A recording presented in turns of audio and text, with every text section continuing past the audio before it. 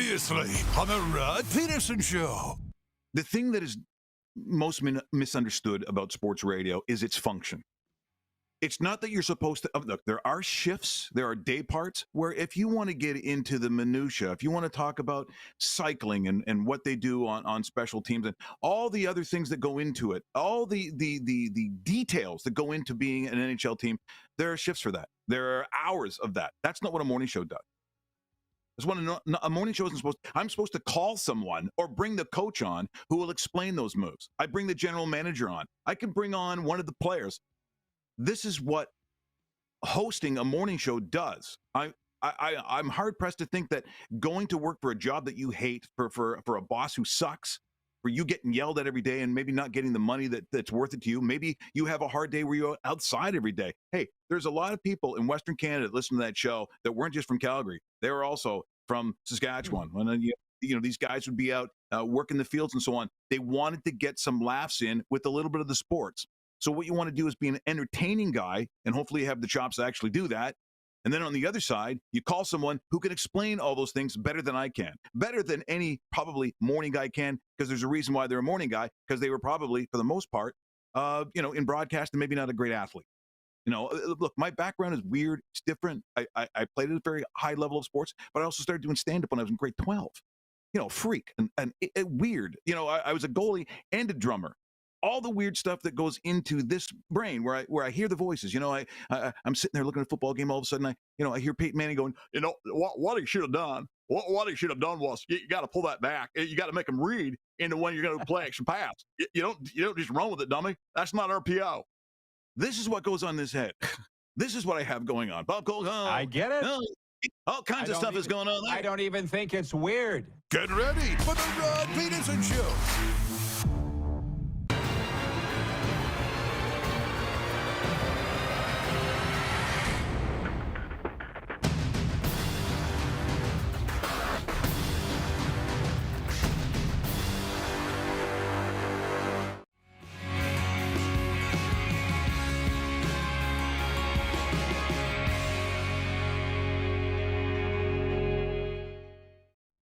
We're brawling this team, and the guy yells over the glass, "Go back to the NHL, Preston, you loser." Can't even say it with a straight face. It was a good beak when we'd roll into a bigger center. They'd say, "Go back to Wynyard. Go back to the NFL where I was making more money and doing better." I'd like to. Thank you very much. Where I was flying on the charter with the double wide leather seats and the filet mignon. Yeah, working on it. This is the Rod Pedersen Show. Hi, everybody. Welcome to the RP Show. It's a brand new weekend. Welcome inside the RP bunker. If you can believe we're back in South Florida. I have moved inside. We're going to try something new here over the next 2 hours and see how it goes. We're going to be here for the next couple of weeks, likely. It's episode number 1035 of your favorite daytime sports talk show, coming at you live on the Game Plus television network. Of course, WQEE radio, podcast, and YouTube live. This show started a little erratically, and it's all come together. Darren Moose DuPont is traveling home from Charlotte, North Carolina, and the USA Football One Flag Championships, which we called over the weekend. Serena and I got here to South Florida this morning in time to get on the air. So we've got Serena coming up later on. No Moose. Special co-host we'll get to in a moment. A little later on, Eddie Steele, the Grey Cup champion, former Edmonton Eskimo defensive lineman, got some thoughts on Chris Jones and the Elks. And we've got Canada's foremost NFL expert, Jim Lang, joining us. The man who's authored many books, best-selling books about the Toronto Maple Leafs. Jim Lang is going to be with us. So before we jump into today's sports news on a very exciting night in sports, let's bring in that special co-host. It's our good friend, Kevin the Medium, our sales coordinator. Hey, Kevin. Kevin Hughes joining us from Cowtown. How you doing, Kevin? What's going on, bro? I am doing well. Thank you so much. Okay, good. Well, I know that, listen, as you can tell, he's a West Coast guy. He's got the BC Lions flag over one shoulder. Listen, if you're going to spit your coffee all over your keyboard, Put a garbage bag down on top of it or something, okay? I tend to make this guy laugh, and I don't even try to. But, hey, I want to say something before. Jordan, can you hit the quick six show horn, and we'll get into all the other stuff? Thank you. I just don't want to have Jordan sitting there on the itchy trigger finger waiting while I tell a story. When Kevin first saw me this morning before we went to air, he says, you look, would you say that I looked refreshed or happy or something to be home? What did you say? I said, you look happy. You look like a guy that's got to spend the weekend with his lady. Right. Well, it's nice, Abs, that's for sure, but nice to be home. And I just wanted to tell a story or two. I'll tell more next hour with Serena, of course, but you were watching our broadcast on USAFootball.com and Home Team Live and the Olympic Network of these were the U.S. national teams and the Mexican national teams playing flag football, which they're hoping will be an Olympic sport. And you, Kevin, are such a good guy. You tuned in, and I want to get your thought on it in a second, but just for our IKS crew and the boys flying the Millennium Falcon, they'll probably find this cool, and our viewers and listeners might. The production crew that we had that was flying the ship there were used to doing NASCAR. They hadn't done a whole lot of football. But when those stands filled up, Kevin, it was one half Mexico, one half USA. Like I thought there was going to be fight. Like I was intimidated. The stands were shaking at the USA Performance Center. And to be honest, to sit there and do the play-by-play, for me, it's like riding a bike. You'd never heard me call a game before, but to say touchdown, USA, it was a vibe, man. And I'm so grateful to USA Football and the International Federation of American Football for having us in to call the games. You watched it, and I really appreciate you did. Didn't it just look like a spectacle? Well, I had never seen flag football, so when I first tuned in, I was expecting the full field, and I was expecting a CFL kind of look to it with flags. No, it was 5-on-5, short field, exciting. It was, the crowd was into it. How could you not? It was just go, go, go. I enjoyed it. Very fast games, depending on the age division, 12-minute halves or 20-minute halves. And I'm not going to go through all of the the rules and that here, but they're hoping that it'll be an Olympic sport for 2028 for the Los Angeles Summer Olympics. That's what they're hoping for. So it's the fastest growing sport in America, 7 million participants, fastest growing sport around the world. And we were right in the middle of it, and it was very nice to have not only multiple people, but they said it multiple times. Thanks for coming down here, man. Thanks for doing the broadcast. Thanks for making it such a big deal, because we treated it like it was the Super Bowl, and it was the Super Bowl of continental North American countries for flag football. So, it was a lot of fun. So that's what we did. But now we're back, and Jordan, can you hit the horn again? And we will get off the mat. And we might even talk pro wrestling in a second. It's not really my deal, but Kevin had an exciting week last week, taking it in Edmonton. But number one, listen, enough Mickey Mousing.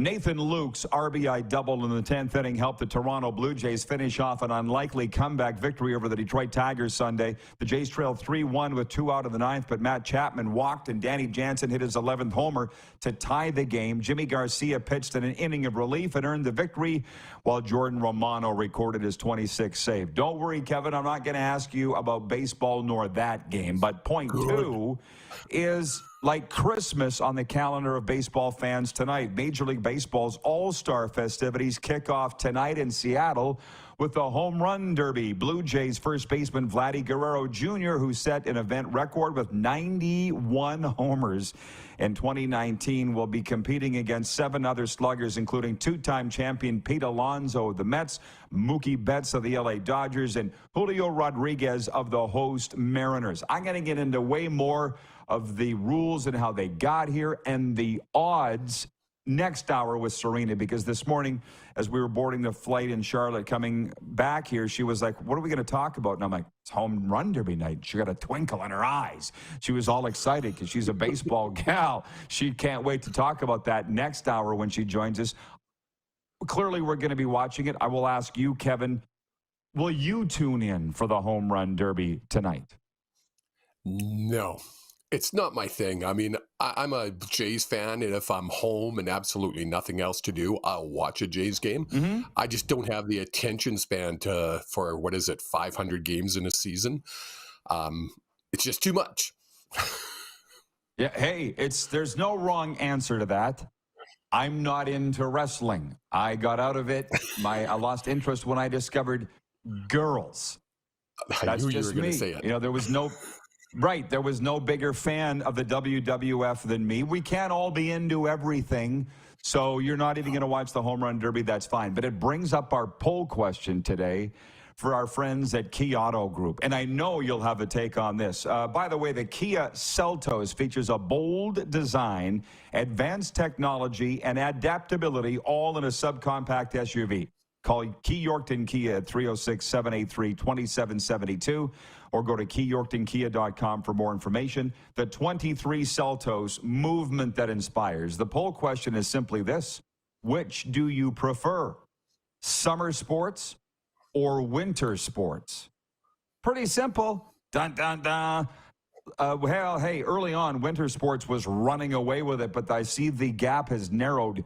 54% voting for winter sports, 46% for summer sports. Put me down as a winter because hockey is my number one sport. But the reason I came up with this poll question was sitting there in the beautiful, hot Charlotte, North Carolina sun, the smell of freshly cut grass. Moose DuPont was calling the games with us. He's like, this is my happy place. This is a dream to sit here watching this and broadcasting it. It's a summer sport. I think football is a summer sport. That's not to say some are better than the others, but which sports do you follow more or get into more? For me, it's winter sports. I grouped basketball, NBA in with hockey. I'm voting for winter sports. How about you? I'm definitely voting summer. There's nothing better, like Darren had said, sitting in the stands, the sun beating down, 25, 26 degrees. You got to just love that experience. Going back, I mean, I grew up in BC, obviously, and when BC Place opened, the dome didn't retract. It was closed all the time, so it was kind of boring to me. I liked it outdoors. Football's meant to be played outdoors in the summertime. Although since I moved to Calgary, there's games where we've been to where it's been 40 below. Not so much of summer sport, but definitely I'm a summer sport. Yeah, I mean, don't get me wrong. Obviously, I love my Canucks, but I'm bigger. Yeah. They're all great, simply. But, I mean, yes. I'm missing hockey. And I got a kick out of this point I saw on Twitter on the weekend from Carlo Koliakovo from TSN Radio Toronto, the former Maple Leaf, who said the NHL should have a summer league like the NBA has. Grow the game. And Darren Dreger retweeted it and said, stop it. Like, at some point, you need a break. And they do. I mean, listen, I'm jumping in the Jeep when we're done the show here today, and I'm driving down to Coral Springs, Florida, and I'm going to go to the Florida Panthers development camp. Today's day one. A lot of the other teams wrapped theirs up last week, and I'm going to get into the rink and see my friends. I haven't seen the Panthers since the Stanley Cup final, but I understand it's not for everybody. I don't think there should be a summer league for the NHL. This is serving for that. But, yeah, I don't think that there should be a summer. The NBA should take it off. Like, Kevin, there needs to be a break. The NFL and the CFL, whether you say they got it right or wrong, I'm not totally sure, but they have 6 months off. There's nothing wrong with that. Well, you look at the NHL. When did they finish? In June? Isn't that summer? I mean, what are you going to do? July and August? You start up again training camp in September. They only basically take 2 months off a year. I think you're right. The CFL and NFL have it right. You got 6 months to watch and then 6 months off. It drives a hunger. It drives a a need. There is such a thing as too much cake. There is, we love to have cake every night, but you can't. Baseball is that. There's too many games. I know but that's not going to change. By the way, Kevin, the medium, is a big CFL guy. We're going to get to his CFL takes on Week 5 in a moment. John Ohm, can you hear that? John Ohm says, yes, home run derby tonight.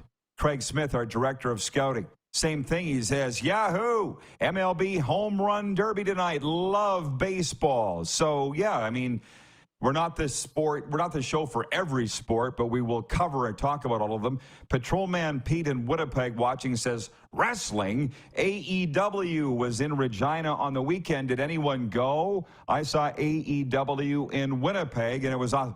We're not the wrestling show. I would assume, Kevin, there's podcasts for everything. There must be wrestling podcasts out there, are there? Oh, thousands and thousands and thousands of them. Wrestling has never been bigger as it is right now. Yeah, so they can go there for the wrestling talk. So this will hook everybody to stick around for the next segment. Because, to be honest, we were went to the same restaurant, I was telling you this, 3 times out of 4 nights in Charlotte, North Carolina. It's called the Midwood Smokehouse, and I'm going to tell you right now, best barbecue I've ever had in my whole entire life. The first night, Moose came with us. The next 2 nights, he didn't. But Sunday night, I'm looking in the corner, and I'm like, that looks like Cody Fajardo. That looks like BC Place. What the hell? And they had CBS Sports Network on and the Montreal Alouettes BC Lions game. So I kind of sat there and watched it. But as you know, the Golden Girl is not the biggest CFL fan, nor really football overall. Went back to the room, and they had it in the hotel room. We've got CBS Sports Network here. So at least 3 of the 4 games this weekend in the Canadian Football League were on CBS Sports Network. I don't know. I heard they were in 60 million homes in America. That's like 1 in 6, and people act like that's a bad thing. 60 million homes, Kev. That's a hell of a lot more than what TSN's in Canada, FYI. So I know you don't care because you don't ever go to the States, but I think it is a good thing to walk into a barbecue smokehouse in Charlotte, North Carolina, and have the CFL on. It can only be good. It's good for the league. I mean, everybody was upset. They're only showing 50% of the games. Well, the other 50% you can stream if you're a CFL fan. But, I mean, having the ability to put it in front of that many eyes, it's huge. It is huge. And so, with the time we have left in this segment, we have time for one game. The BC Lions scored 17 points in the second quarter and never looked back as they defeated the visiting Montreal Alouettes 35-19 in CFL play Sunday. The Lions improved to 4-1. The Owls slipped to 2-2. Sean Shivers scored a touchdown in his Lions debut, and quarterback Vernon Adams Jr. threw for 283 yards and 1 touchdown. Am I saying it right? Is it Shivers or Shivers? Shivers. Okay. Got it fixed. I've obviously heard it said both ways. So I watched enough of the game to say BC looked good. I thought Cody Fajardo looked very mobile and pretty good for the Alouettes. They're just not as good a team as the BC Lions. But you, as the Lions aficionado and fan, what was your take on the game? I thought the Lions, it was a great bounce back game. It was important for Evan. Wow, the names aren't coming. Vernon Adams. Vernon Adams to come out and have a great game, and he did. His second throw was an interception. It was called back, and I was like, uh-oh, here we go again. But he shook it off and had a great game. Shivers, this guy, I don't know if you've seen him. You said it was Shivers. You said it was Shivers. Shivers, I'm following you now. Shivers is like 4'0". He's just a little guy. And I enjoyed watching this guy. He had more attitude than he has height, and he's going to be fun to watch. He almost scored 2 touchdowns. He was literally fumbled the ball at the goal line on a long run. I think it was a 50-yard run, but he was, of course, holding the ball out like this and got knocked out right at the goal line. So, and it was funny because in the post game, they asked him about the fumble, and my mom is going to be really mad at me for holding that ball like that. That was the clip. Okay, that was the clip. I saw him at the podium. I didn't know who it was or what he was talking about. But in the other games, Riders beat Edmonton 12-11, Winnipeg over Calgary 24-11, and Hamilton beat Ottawa 21-13. But because we got the CFL guy on, and I know a little bit about it myself, we'll spend a lot more time on it next segment, plus the DeBrincat trade in the National Hockey League. That's all coming up. This is the warm-up. We're halfway through the Quick Six show topics you're watching on the Game Plus television network Of course, WQEE Radio, podcast, and YouTube Live.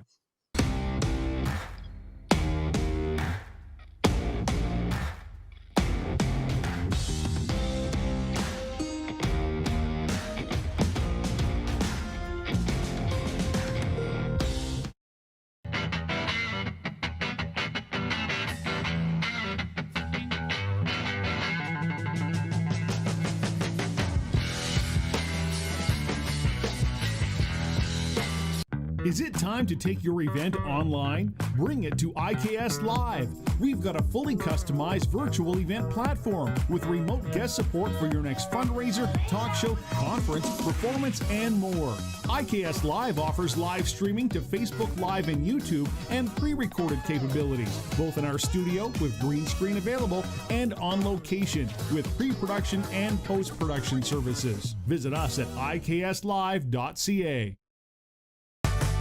Champion.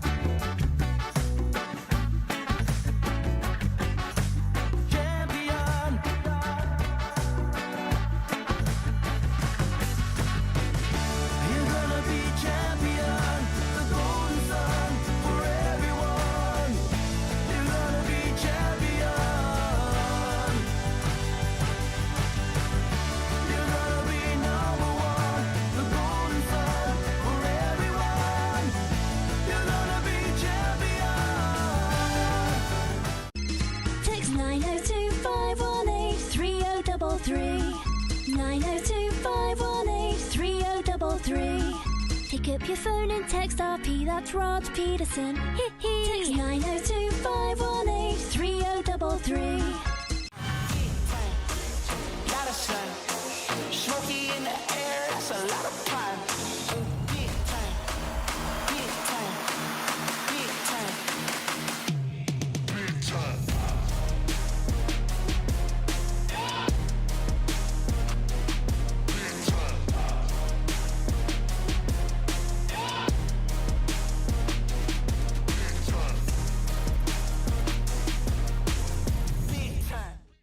Did you know that you can help save a life?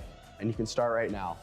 Stem cells from male donors increase chances of positive outcomes for patients, yet they only make up 40% of our registry. Today, there are hundreds of people in Canada searching for their life-saving match. You can be a patient's best hope. Be a hero by registering with Canadian Blood Services Stem Cell Registry now.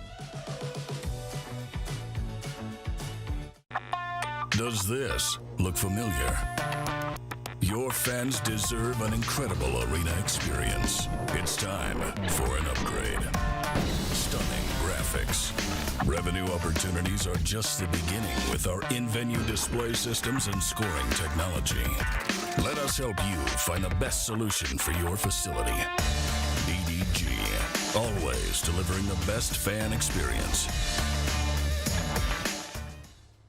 Here's how your business can be a part of Canada's fastest growing sports talk show. All you have to do is contact us, and we will tell you all about the dynamic and exciting marketing opportunities we have, utilizing a fully integrated 360-degree multi-platform. Imagine your business seen and heard across Canada on Game Plus TV and around the world on the Rod Pedersen Digital Network. You will use one of the most overused expressions in sports. You gotta be kidding me. Get your business involved. Contact the Rod Pedersen Show today.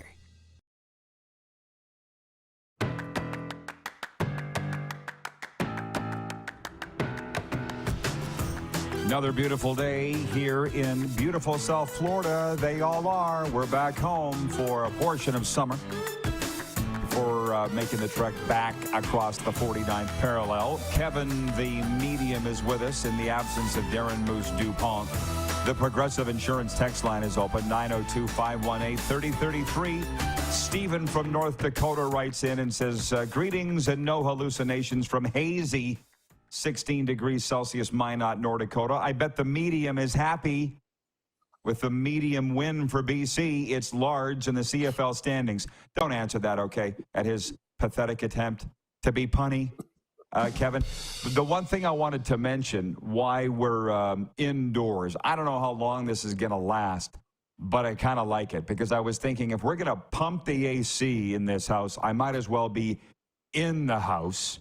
And I guess when I brought up the NASCAR television crew that we had producing our football broadcast on the weekend in Charlotte. Kev, you don't understand hot. Like, you think you know hot. I thought I knew hot. We don't know hot. And these guys had fans that are about probably 4 feet high, the kind my mom had in the farmhouse when we were kids that she bought at Zeller's. But they were surrounding all their broadcast crew, just pumping air on these. And when it's this hot, it just blows hot air. It's not a real break for a body or even for the equipment.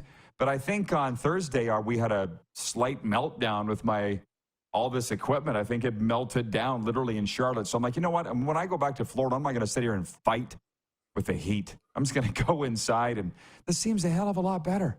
What do you think? How's it look? It looks good, and it makes sense. I've never understood why you had air conditioning and you were sweltering in the heat outside. Yeah, well, no. So thank you. Thank you for the positive affirmation. Very much appreciated. We've got so much stuff. Troy in Toronto says, this show encouraged me to give the CFL another chance. I went to an Argos game and had a great time. And now I'm even watching other teams on TSN. The CFL can thank the RP show for me coming back. I'm not sure that's dawned on them or not. I don't know. And I appreciate that you're enjoying it, Troy, and having a good time, but I don't think about them. I was thinking about this because you know what? I got a lot of people in the broadcast industry saying you can't talk CFL and expect to grow anywhere. And I thought about that for a while. I actually went along with it for a while. Then I thought, wait a minute, I love the league. And so do you, Kev. So I'm going to talk about what does it say? The RP show? We'll talk about what I'm into. End of story. So thank you, Troy. And for us, that is the Canadian Football League. Now, will it dawn on the CFL? I don't know what dawns on them. I have really no idea. It's a great league, but they got to get their act together in a lot of ways. Although it seems to be coming, and I think we're going to be doing some things moving forward, so that's good. Thank you, John. Before I get to the NHL note, John Ohm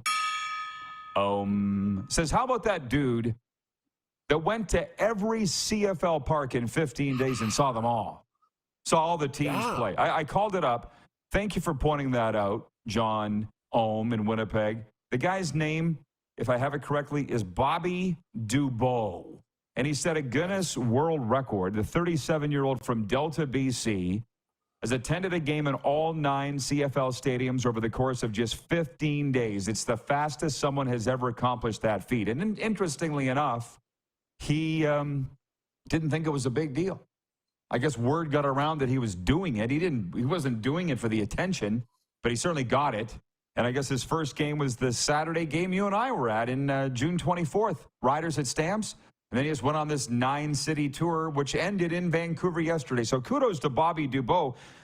I would hope the CFL does something for him to recognize that. Do you think they will? Oh, you got to give that guy, he lives in BC, you got to give that guy season tickets. That's a fan. I wouldn't go that far. Retire his number. Oh, come on now. Retire his number. No, give him season tickets. It's BC. There was 20,000 people. So they have 20,001 and one. It's not going to hurt them. And that's my point. Actually, I'm glad that you brought that up about the attendance, because I saw this little... Trying to be positive here. I saw the thing. They announced 15,000 and change, and then the Lions came out and said, no, it was over 20,000. The first number was wrong. And I'm like, I don't anymore care about CFL business. I'm watching the games. That's enough.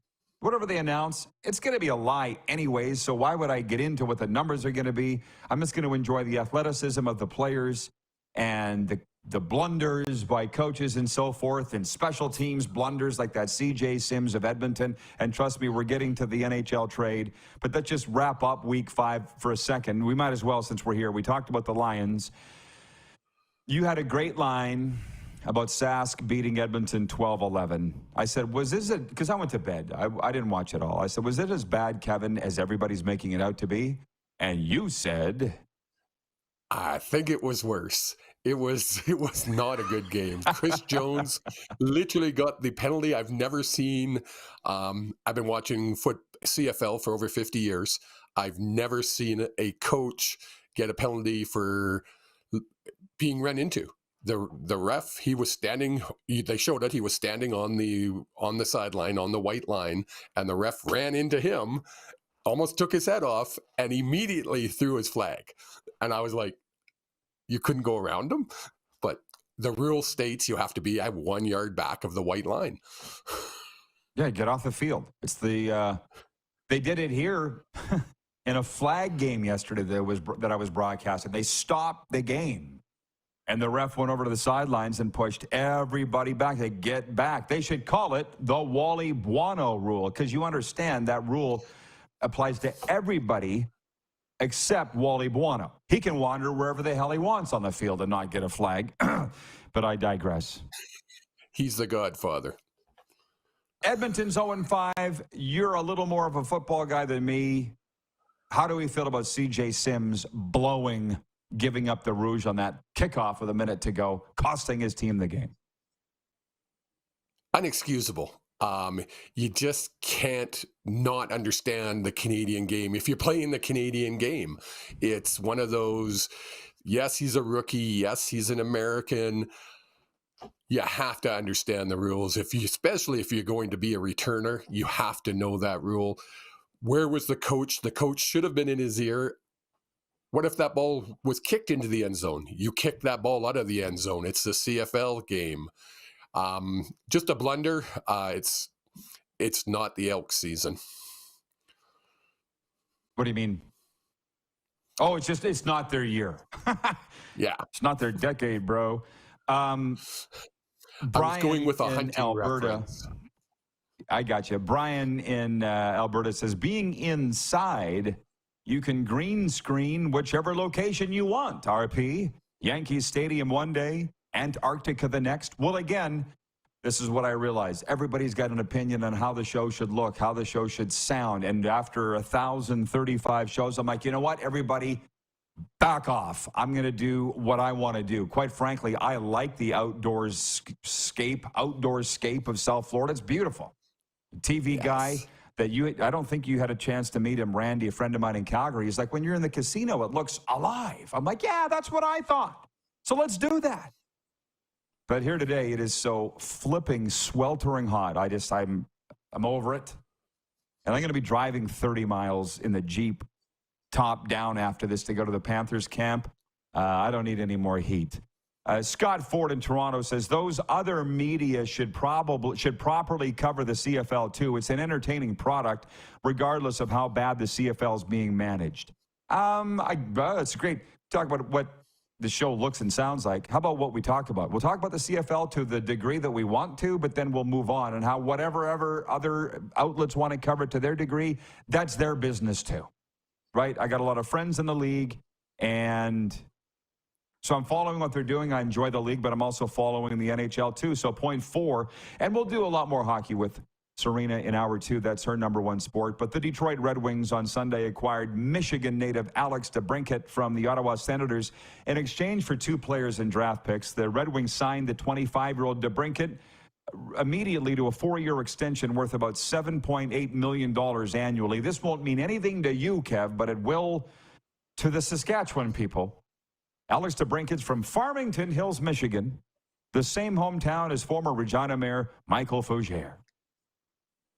I was doing a fundraiser one time with a band that Michael Fougere played in, along with a couple other notable people, including Murad El-Khatib. He was the founder of AGT Foods, food company worth billions out of Saskatchewan.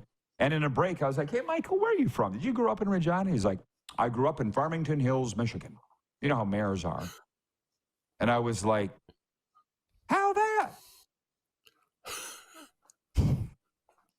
Serena liked that one. How do you become the mayor of Regina and you're from Farmington Hills, Michigan? But anyways, this story for another time. In exchange for DeBrincat, the Senators acquired forward Dominic Kubalik, defensive prospect Donovan Sabrango, a conditional 2024 first-round draft pick, and Detroit's 2024 fourth-round pick. So just a word on this for a second. I'm not going to sit and read all the numbers, but DeBrincat, he's a star. He's a $7.5 million player, as you can see here. Almost a point-a-game guy over his career, mostly with the Chicago Blackhawks. but a little with Ottawa. And then the guys going the other way. I'm not going to get into that.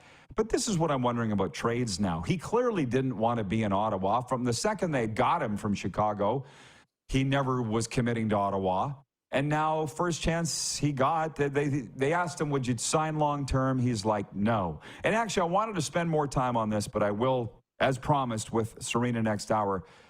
Like Milan Lucic has come out and basically said he didn't like Calgary. There's nothing to do in Calgary if you're not playing on an off night. Do you guys not sit down with the players, or even if you're thinking about acquiring a player in a trade? Because listen, I've never worked in the NHL, but I have worked in hockey. If we're making a deal with a trade, and it's the same in football or any sport, it's like, do you want to ask the player if he actually wants to come here before we make this trade? Because how much are we seeing now those players don't want to end up staying in the cities they go to, that they're traded to or drafted by? Sometimes I wonder, are you guys even talking to each other? Does it not seem like there's more now than ever, Kevin? You know what? When I saw that, I was like, wow.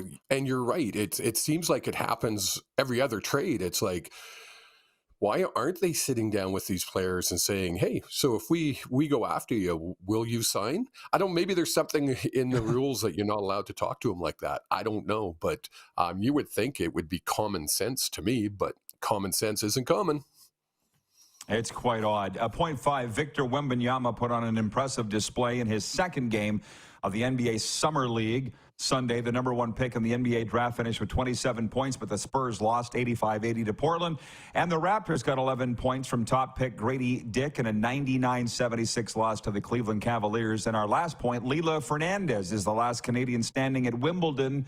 Fernandez and Dutch partner Wesley Koolhof are into the round of 16 in the mixed doubles draw at the All England Club. Kevin, this goes by so fast. I appreciate you jumping into the chair, and good luck with the rest of your day.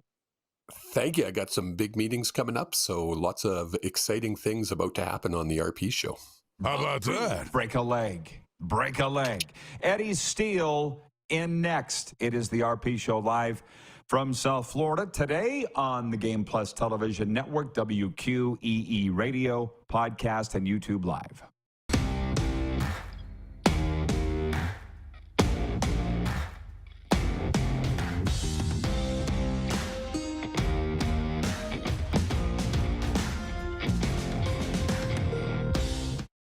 Nestled in the scenic Qu'Appelle Valley, just 20 minutes northwest of Regina, is one of the finest golf courses in all of Saskatchewan, the Deer Valley Golf Club.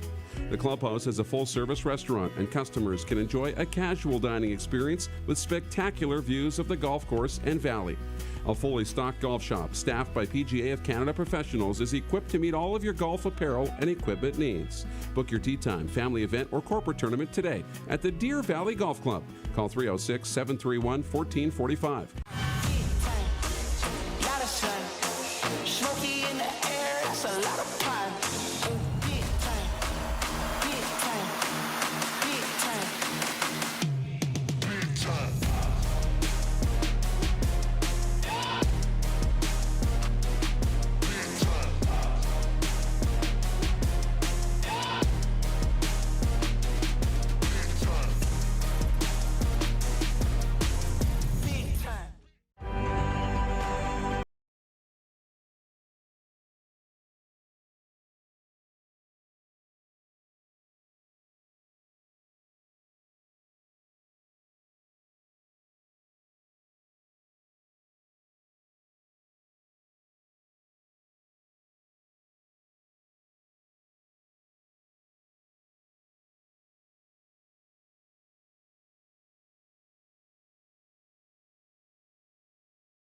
Does this look familiar?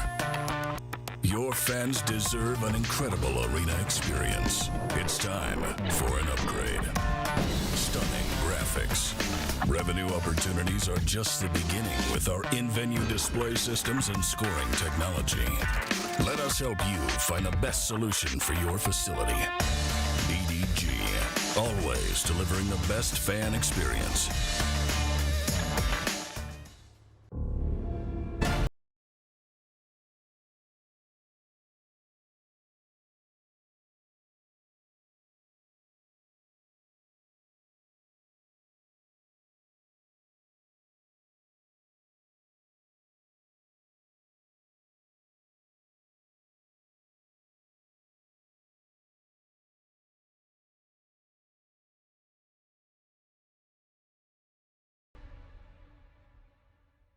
Is it time to take your event online? Bring it to IKS Live.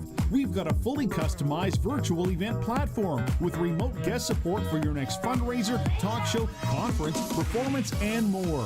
IKS Live offers live streaming to Facebook Live and YouTube and pre-recorded capabilities, both in our studio with green screen available and on location with pre-production and post-production services. Visit us at ikslive.ca. Here's how your business can be a part of Canada's fastest growing sports talk show.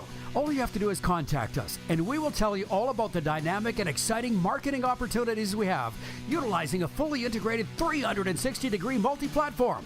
Imagine your business seen and heard across Canada on Game Plus TV and around the world on the Rod Pedersen Digital Network.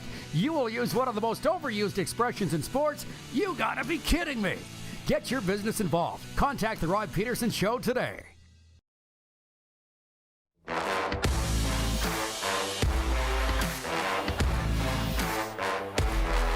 RP Show continues just ahead of Eddie Steele. A couple of text messages from the Progressive Insurance text line, 902-518-3033. Kelly McDonald from the Queen City writes in and says, happy Monday. Hope you had a good football weekend.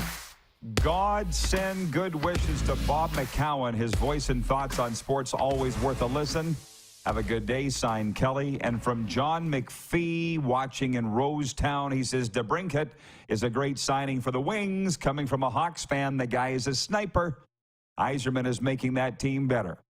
Thank you, John. Okay, so we jump back on the CFL train. Eddie Steele joins us from Edmonton. And quite frankly, don't tell anybody, he's like the only media guy. Can I call you that, Eddie? The only media guy in Edmonton whose opinion I'm really following and care for. The 0-5 Elks, dude. Just go. Go, Eddie, go. What do you have to say to that? Where to go? There's nowhere to go, man. There's no one even going to the games. There's nowhere to go. Nothing to see. No show to see. You know, like there was high expectations. There was. I really had some high expectations for this team.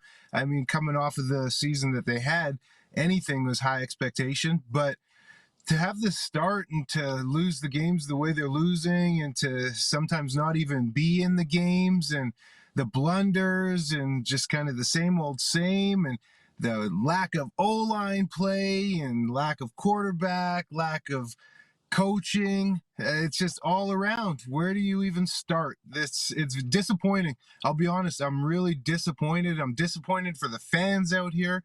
It sucks. It sucks. 0-5.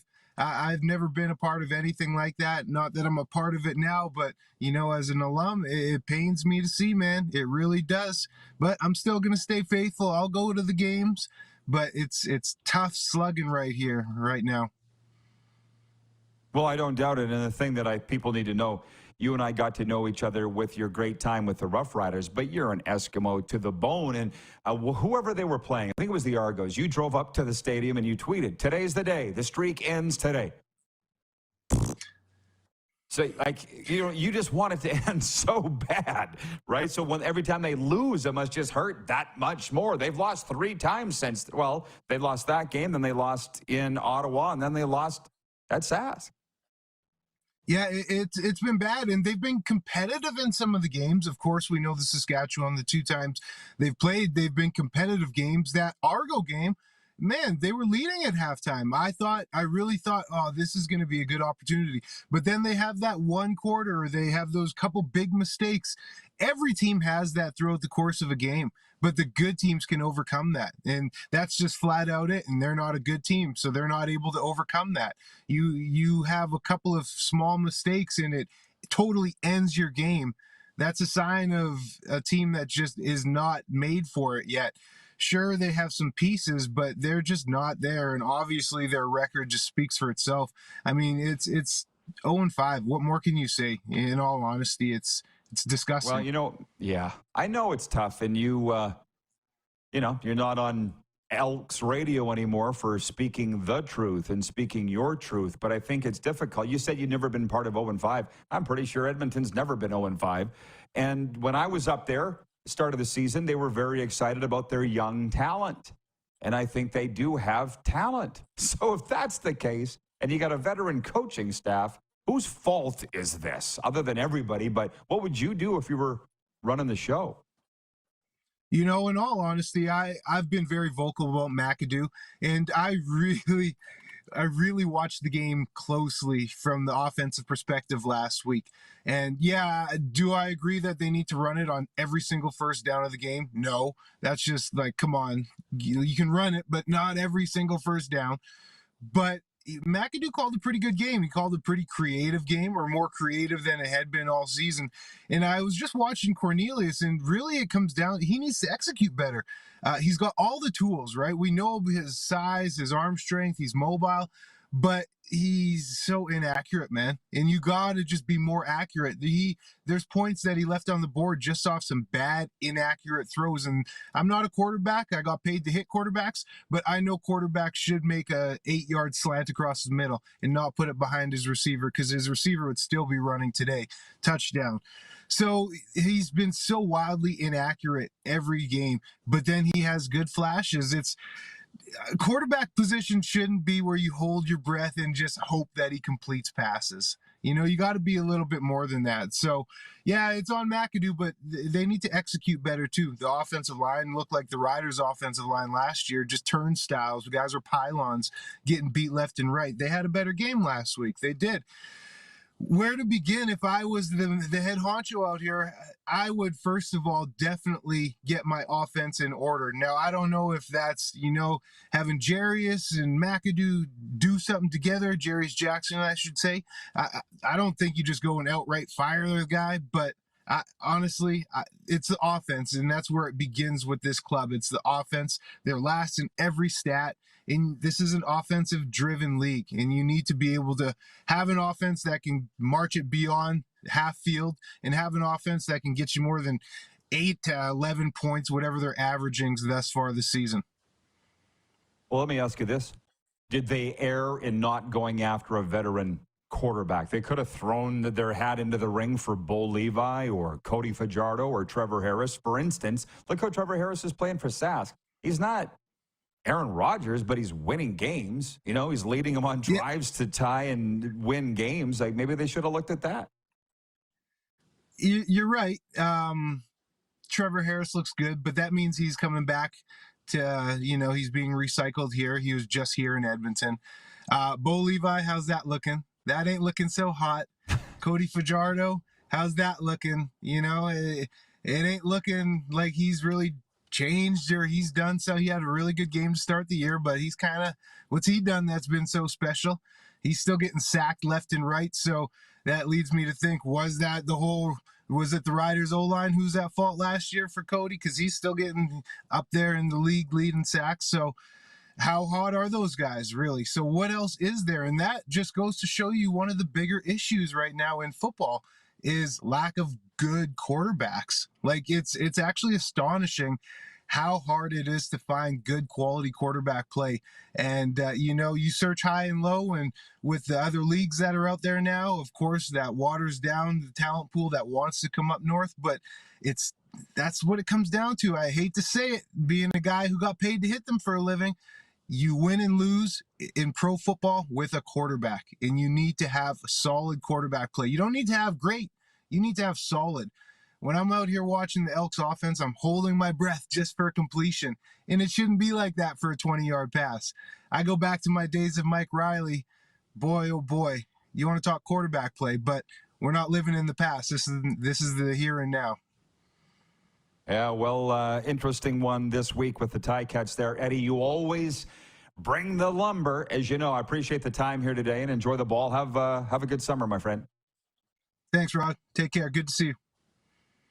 Good to see you. Grey Cup champion Eddie Steele joining us from the City of Champions, if we can still call it that. Sports update coming up, an audience takeover. Serena Taylor next hour and Jim Lang. It is the RP Show on Game Plus Television, WQEE Radio, podcast, and YouTube Live.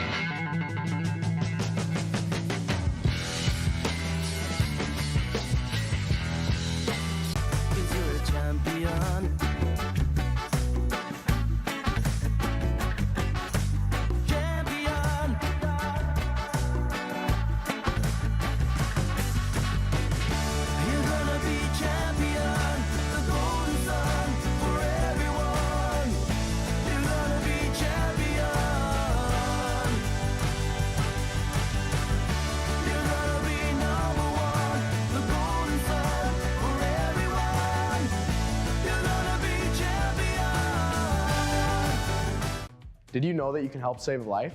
And you can start right now. Stem cells from male donors increase chances of positive outcomes for patients, yet they only make up 40% of our registry. Today, there are hundreds of people in Canada searching for their life-saving match. You can be a patient's best hope. Be a hero by registering with Canadian Blood Services Stem Cell Registry now. Does this look familiar? Your fans deserve an incredible arena experience. It's time for an upgrade. Stunning graphics. Revenue opportunities are just the beginning with our in-venue display systems and scoring technology. Let us help you find the best solution for your facility. EDG, always delivering the best fan experience. Text 902-518-3033. 902-518-3033. Pick up your phone and text RP, that's Rod Pedersen. Text 902-518-3033. Is it time to take your event online? Bring it to IKS Live. We've got a fully customized virtual event platform with remote guest support for your next fundraiser, talk show, conference, performance, and more. IKS Live offers live streaming to Facebook Live and YouTube and pre-recorded capabilities, both in our studio with green screen available and on location with pre-production and post-production services. Visit us at ikslive.ca. Smoky in the air, that's a lot of pine.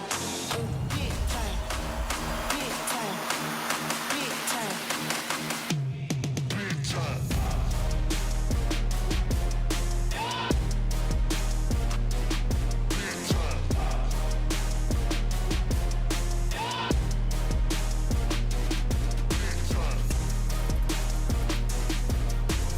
big time.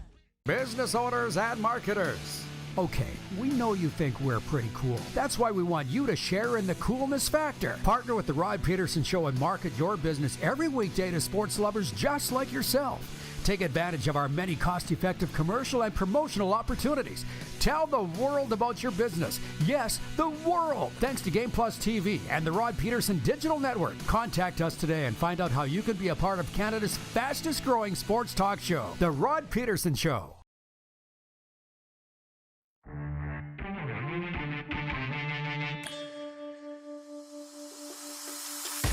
Hey guys, before we jump into the sports update, Hims helps guys like you with all your health and wellness needs. Are you having problems in the bedroom? You're not alone. But Hims has you covered.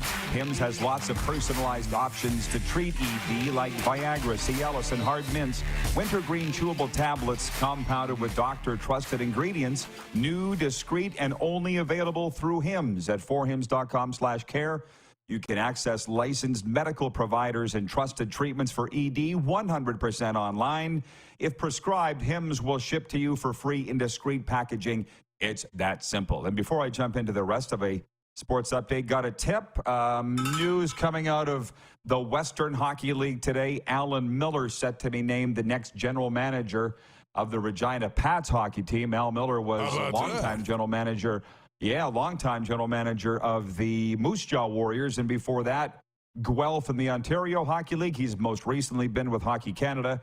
Al Miller to be the next GM of the Regina Pats, God's team. Now, the Toronto Blue Jays found an interesting way to win a weekend series over the Detroit Tigers. On Friday, they torched their host, the host 12-2, then failed to record a hit Saturday in a 2-0 setback. It was the, 20th combined no-hitter in MLB history. And then Sunday, they waited until their final out of the 9th inning to rally and eventually post a 4-3 win in 10 innings. The Jays are now off for the MLB All-Star break and will return to action Friday when they host the Arizona D-backs.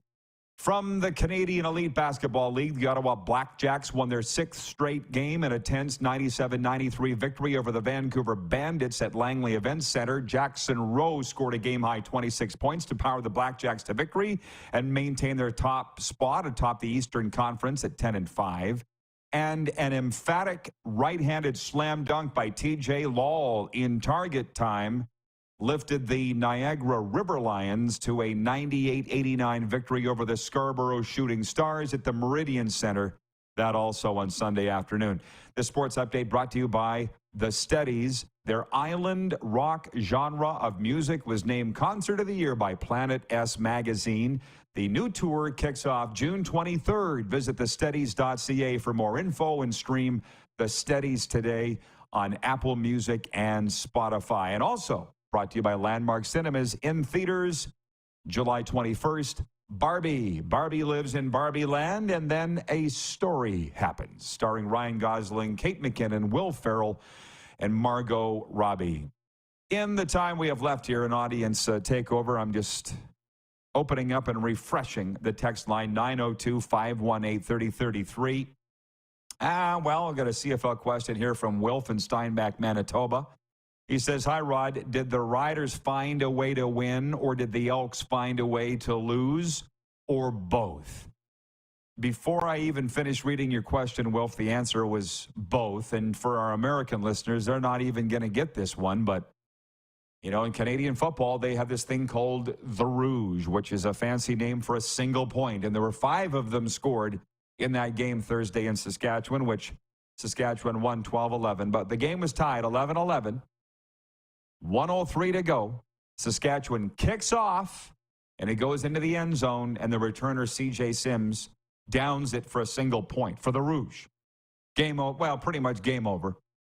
The Elks did get the ball back, but they marched down the field through a game-ending interception. So I guess Riders didn't really deserve to win it. They had it handed it to them, but Edmonton deserved to lose it. So listen, it's 4 days later, 5 days later. The game's long gone. I hear people talking about being a boring game, and that's their problem. What do you want? Bad game, low-scoring game, move on. How about that? How about that? Jordan Ewart writes in and says, is this a good hire regarding Alan Miller? Yeah, it's a great hire. Great hockey man. You know what? We all know that the Brandon Vikings for the decade of 2010-2020 had the most wins of any team in the East Division. Moose Jaw was number 2. Al Miller was their GM that whole time. Regarding Milan Lucic saying that there was nothing to do in Calgary, that's why players don't want to sign there. Jeff, the Stamps fan, says, if players are leaving Calgary because there's nothing to do at night, how much longer will they stay in Edmonton? Ba-dum-bum. Did you get that?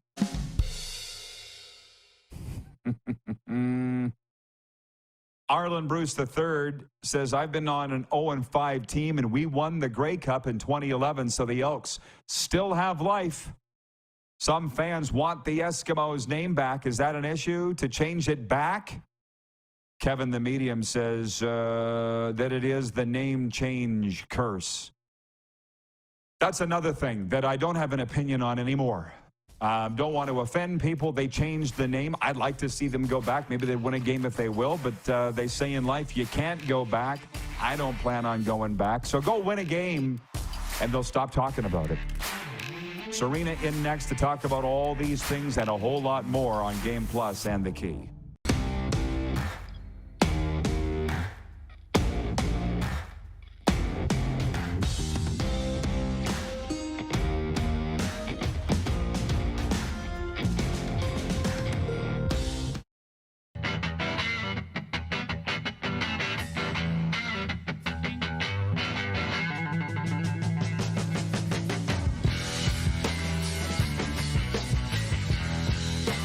We're all capable of doing more. More speed, more reps, more commitment to getting every detail perfect. And that's why it's important we never miss a donation appointment. Blood and plasma donors are needed every day in Canada to support thousands of patients that rely on Canada's lifeline. We're asking you to join the Hockey Gives Blood Partners for Life team. Join today by downloading the Give Blood app or book online at blood.ca/HGB. Is it time to take your event online? Bring it to IKS Live. We've got a fully customized virtual event platform with remote guest support for your next fundraiser, talk show, conference, performance, and more. IKS Live offers live streaming to Facebook Live and YouTube and pre-recorded capabilities, both in our studio with green screen available and on location with pre-production and post-production services. Visit us at ikslive.ca. Text 902-518-3033. 902-518-3033. Pick up your phone and text RP, that's Rod Pedersen. Text 902-518-3033.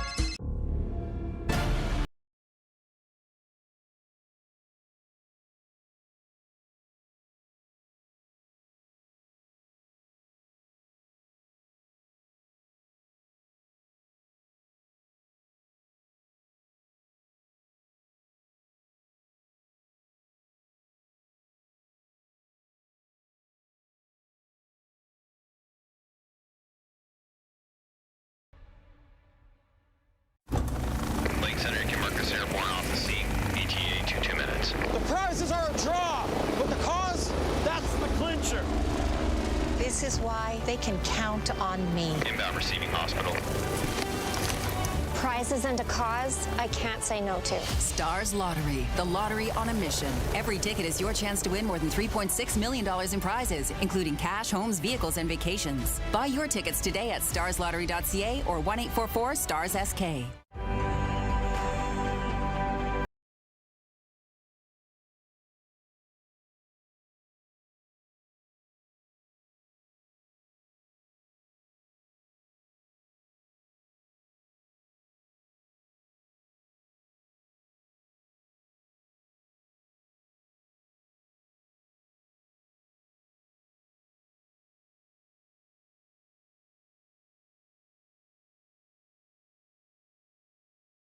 And marketers.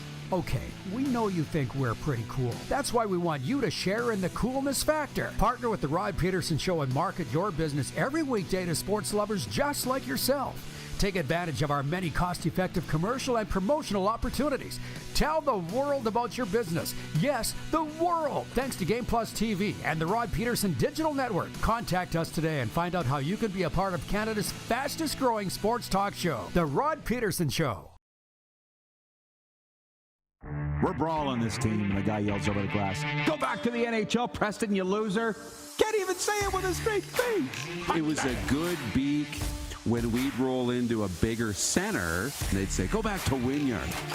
Go back to the NFL where I was making more money and doing better." I'd like to. Thank you very much. Where I was flying on the charter with the double wide leather seats and the filet mignon. Yeah, working on it.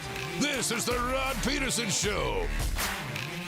Hi, everybody. Welcome to the RP Show. It's hour 2. We're back in our comfy environs in South Florida. It's your favorite daytime sports talk show, episode number 1035, coming at you live on Game Plus Television, WQEE Radio, podcast, and YouTube Live. And we open hour 2 with some breaking news for the hockey fans watching in Canada. Affects a lot of people. Breaking from the Rod Pedersen Show, we've learned Alan Miller will be named the next general manager of the Regina Pats Hockey Club this afternoon. Formerly the Moose Jaw Warriors, Hockey Canada, and the Guelph Storm of the OHL. And yes, we're back from Charlotte, North Carolina. If we can bring in our hockey analyst, Serena Taylor. And this is going to go fast.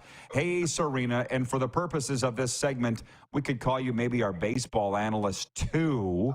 We were having a fun discussion over the weekend. What's the better sport? Season, winter sports, or summer sports? That's our poll today for Key Auto Group. And let's start right there. Right there, because with a home run derby tonight, we had the flag football this weekend in Charlotte, but you being the hockey gal, what are you voting for the best season of sports, winter or summer? I specifically haven't voted yet because I don't know yet. Yeah, it's always goes back and forth with me just because I'm such a big hockey fan, but I do like the summer sports, to be honest, because I like personally being able to get outside, going to watch a baseball game. Like we saw the ballpark in Charlotte.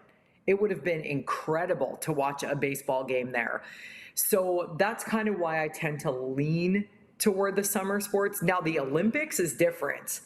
But as far as the sports in general, I guess I'm going to have to vote overall for summer sports. Oh, wow, that shocks me. I think there might be a little bit of recency bias, as they say in that, because, of course, we went by Bank of America Stadium. The Charlotte FC soccer team was about to play an MLS game that night, and I'm like, oh, I'd kind of like to be there. But there's no replacing hockey. Obviously, no replacing hockey for you or me. So for that reason, I'm voting winter sports. But Key Auto Group brings you our daily poll question. The all-new Sportage reimagines innovation in motion, an urban SUV design with all the comforts for your next adventure. Order yours today at KeyYorktonKia.com or by calling 306-783-2772. The 2023 Kia Sportage, movement that inspires. Okay, Serena is with us. We did a whole lot of CFL talk last hour with Kevin, the media. We're not going to do that with Serena here, because when you asked me this morning in the Charlotte airport, what are we going to talk about? I said, the MLB Home Run Derby. Your eyes lit up in Seattle. So before I get into the odds and all the rest, what is it about the Home Run Derby that gets you so excited? And the All-Star Game overall? I think of all of the All-Star games, I like baseballs the most just because I'm a big baseball fan. I personally don't ever watch the hockey All-Star Game. I really like baseballs, and it leads off with that home run derby. The NBA game is actually pretty good too, when they have, like, you know, different things like the slam dunk competition. That really, you can really see the players show their actual skill set. And I think the cool thing with the home run derby is anyone can win this thing, depending on who they come up against and whatever. And I remember watching it when Justin Morneau was battling deep in it, and it was so exciting to me. Who doesn't love watching a home run?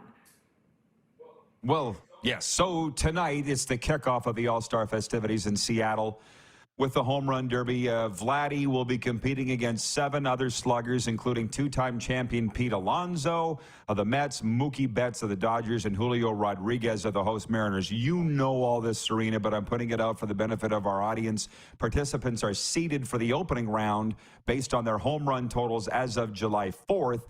The tiebreaker was home runs as of June 15th. So, round 1, Luis Robert Jr. versus Adley Rutschman. Number 2, Pete Alonso versus Julio Rodriguez. Number 3, Mookie Betts versus Vladdy. Number 4, Adolis Garcia versus Randy Arozarena. Now, here are the odds. Do you want to take a swing at who is favored to win this home run derby tonight?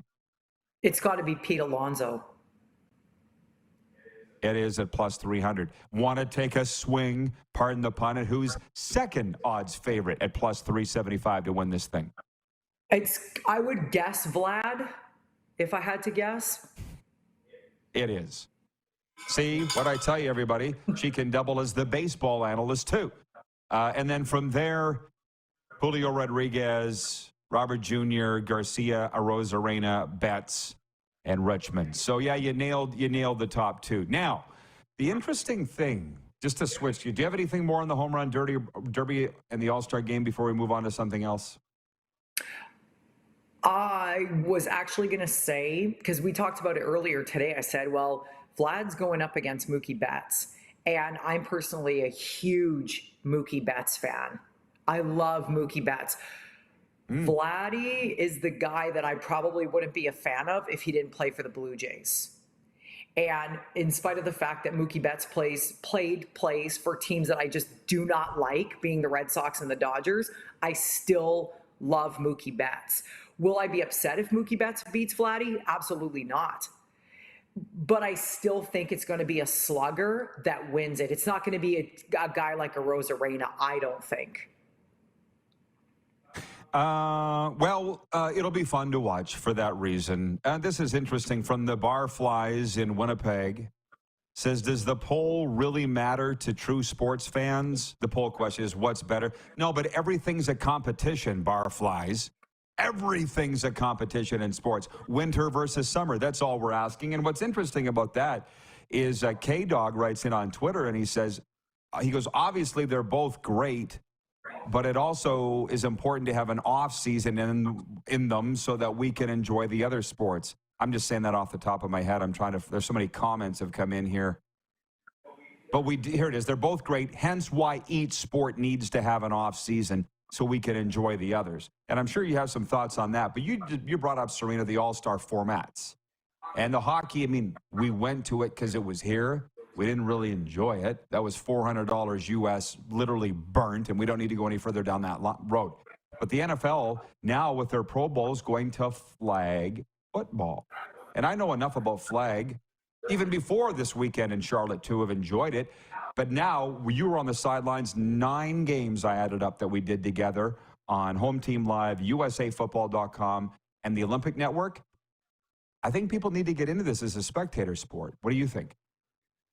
Flag football was absolutely incredible. And one of the coaches that I interviewed after one of the games, it's all kind of a blur at this point, we were talking about guys that play tackle football and if it prepares them for flag.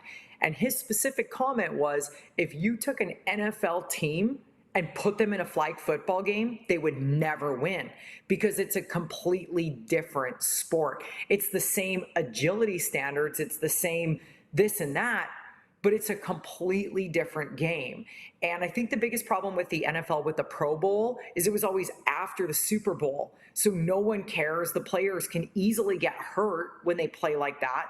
So they don't want to play like that anymore. There's zero interest in that game. And going to flag, I don't really see what the point of that is. There's no point in going to flag. It's a completely different game. So you're going to watch a lot of guys who don't really know how to play a sport effectively just because they're professional athletes. Now you're going to ask them to do something that they've never done before. No wonder they think it's a joke. Yeah, well, okay. So a few things here. From Northside in Edmonton, that's his name. He says, how popular is Major League Baseball in Canada? Well, it depends on the person, Northside. If you did a poll, the Blue Jays, depending on the time of year and how the team was doing, would probably rank 3rd or 4th behind hockey in the CFL. But to be honest, right now it's hot. And it's the All-Star week. We don't sit here and talk a lot of baseball on this show, but this is the time. It's like the Calgary Stampede. You may not be into rodeo, but this is the time. If you're in Calgary or in Alberta, it's Christmas for that sport. So that's why we're talking about it here. From B. Brian in Alberta, he says, I didn't even realize the All-Star break is on until Rod mentioned it today. Now, furthermore, Colin in Ottawa, Serena says, is flag football a demonstration sport in the Summer Olympics? Over to you with what you know about that. I think it would be great if it was. I don't see why not. I feel like there's a lot of, we always talk about how there's way more summer sports than there are winter sports in the Olympics, and just kind of they tweak little things. And the fact that they took some sports out of the Summer Olympics and now they're talking about potentially putting flag football in, I think there is a market for flag football. Looking at how many people in the United States play flag football, there's over 7 million people that played flag football in 2022 in the US. Because we talked about it before, if you're going to put your kid in a sport, it's very safe. It's cheap for them to play. They don't need all the equipment. They don't need all that kind of stuff, but it's exciting. It's not something like there's a lot of kids that play soccer in the US, but it's just not quite the same thing. So translating that into the Olympics would give the kids that are playing, like I was thinking about all those kids this weekend. There's no collegiate scholarships for flag football right now. There are certain places where flag football is more sanctioned in certain states than others. But as it sits right now, there's not the big opportunity. And for females, they can only play tackle when they become of age. They can't play tackle at the youth division as a female. So it's very difficult to say, yes, these sports should be taken out of the Olympics and that's fine, but then you're going to throw a new sport in there. It's all transitional, I guess. I would like to see it, though. I think it'd be great. It's very exciting. Ryan McCarthy in New York says flag football is an event in the World University Games. It needs to be at least a demonstration sport in the Olympics. And he also pointed out that it was 1:11 Eastern, 11:11 Mountain. But, okay, just furthermore, from that same guy, Northside in Edmonton, says the Blue Jays averaged 896,000 viewers per game last year on Sportsnet. Yeah, the Jays are good. The ratings are up. When the Jays suck, the ratings are down. It ain't that hard to figure out. And the Blue Jays have been largely pretty good since 2015. But Serena and I did these broadcasts together along with Moose, 9 games over the weekend. And I kept repeatedly being told by those people to don't talk about the Olympics in 2028 and we want flag football in it. And yet every head honcho that I brought on the air to interview, from the CEO to the VPs, all said, we're really hoping that in the Olympics in 2028, flag football will be a sport. And Serena, why wouldn't it be? It's fast. The games are quick. They fit well into a window. It's safe. All ages can play. I would be shocked if it wasn't an Olympic sport by 2028. I would have to agree, but that's a big process. I mean, the Olympics are every 4 years, of course, right? And it's not something you can just slap together. When they decide where they're going to have the Olympics, that's 10 years in advance, essentially. So you can't just snap your fingers and change the Olympics. It's a big process. Will it be 2028? Maybe. I guess what I'm saying is it can't be 2024. You know what I mean? But I wouldn't be surprised if it got pushed back even further. You're only going to get one kick at that can before they let you in. And with the Olympics, you just never know what they're going to do. It's the fastest growing sport in the world, and I can speak for you to say we're incredibly excited to be a part of it. Now, we got 2 minutes left. Your thoughts, please, on NHL free agency. Who's winning it? Who's losing it? And your thoughts, yeah. I'm not really sure if I could put my finger on anybody that's losing, because it's not really over. It's never really over, right? There's always a period of time, essentially, where you could sign a player. So there could be teams that are waiting, like the Flames really haven't done much, right? So just for example, everybody was roasting them last week, and you just never know who they're waiting for. There's always stuff going on behind the scenes that we are not privy to. How many times do we see reporters announce something that never actually happened? Everybody's trying to be the first one to announce everything. And so you never really know what's going on behind the scenes because they're not talking about it. So do I think there's any losers? Not really. Probably I would have to say the most interesting situation is going to be Chicago.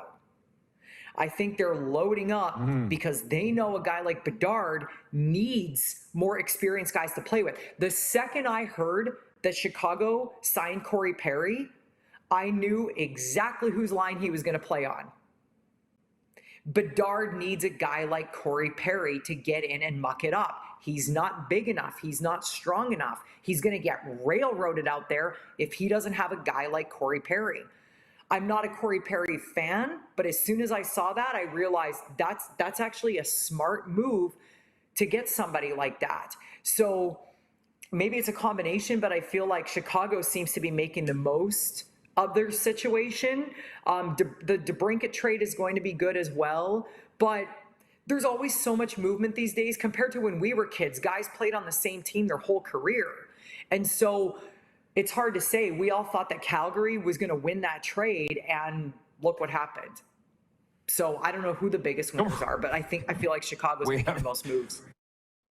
Yeah, to be honest, when you put it that way, it's kind of pointless to even talk about who's winning or losing because it is only July, but it is fun to talk about. Serena, we've reached the end of our time. Awesome job. We covered a lot. Thank you so much. Thank you.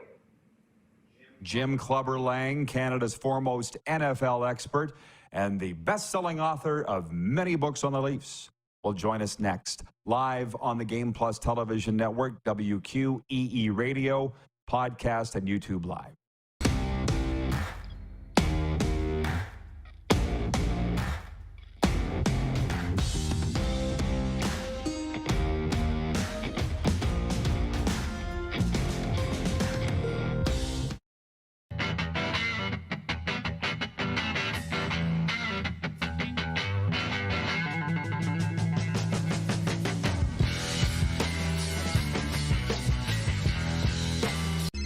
Text 902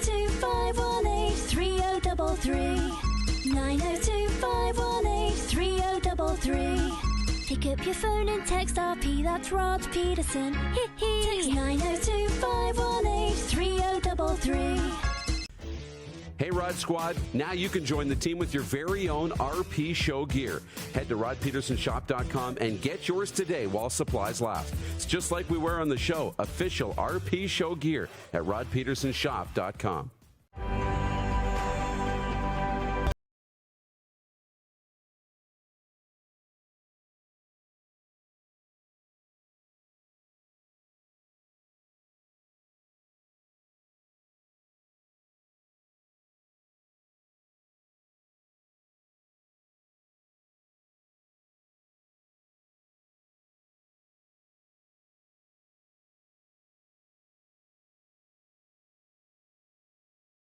In the scenic Qu'Appelle Valley, just 20 minutes northwest of Regina, is one of the finest golf courses in all of Saskatchewan, the Deer Valley Golf Club. The clubhouse has a full-service restaurant, and customers can enjoy a casual dining experience with spectacular views of the golf course and valley. A fully stocked golf shop, staffed by PGA of Canada professionals, is equipped to meet all of your golf apparel and equipment needs. Book your tee time, family event, or corporate tournament today at the Deer Valley Golf Club. Call 306-731-1445. Lake Center, you can mark us airborne off the scene. ETA 2 minutes. The prizes are a draw, but the cause, that's the clincher. This is why they can count on me. Inbound receiving hospital. Prizes and a cause I can't say no to. Stars Lottery, the lottery on a mission. Every ticket is your chance to win more than $3.6 million in prizes, including cash, homes, vehicles, and vacations. Buy your tickets today at starslottery.ca or 1-844-STARS-SK. Lot of sun, smoky in the air, that's a lot of fun. Big time, big time, big time, big time.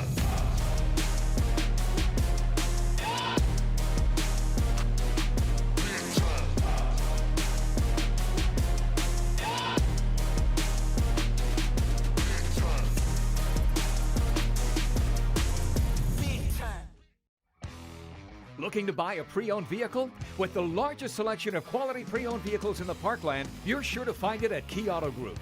We'll treat you right every time, and it's all just a click away at keyautogroup.ca. Here's how your business can be a part of Canada's fastest growing sports talk show. All you have to do is contact us, and we will tell you all about the dynamic and exciting marketing opportunities we have, utilizing a fully integrated 360-degree multi-platform. Imagine your business seen and heard across Canada on Game Plus TV and around the world on the Rod Pedersen Digital Network. You will use one of the most overused expressions in sports. You gotta be kidding me. Get your business involved. Contact the Rod Pedersen Show today.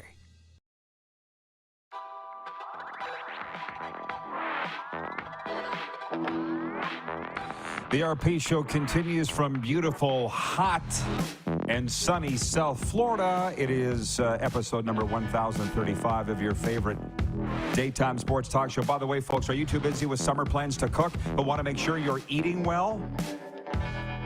With Factor, America's #1 ready-to-eat meal kit, skip the trip to the grocery store and skip the chopping, prepping, and cleaning up, too. You can still get the flavor and nutritional quality you need. Factor's fresh, never frozen meals are ready in just 2 minutes. So all you have to do is heat and enjoy.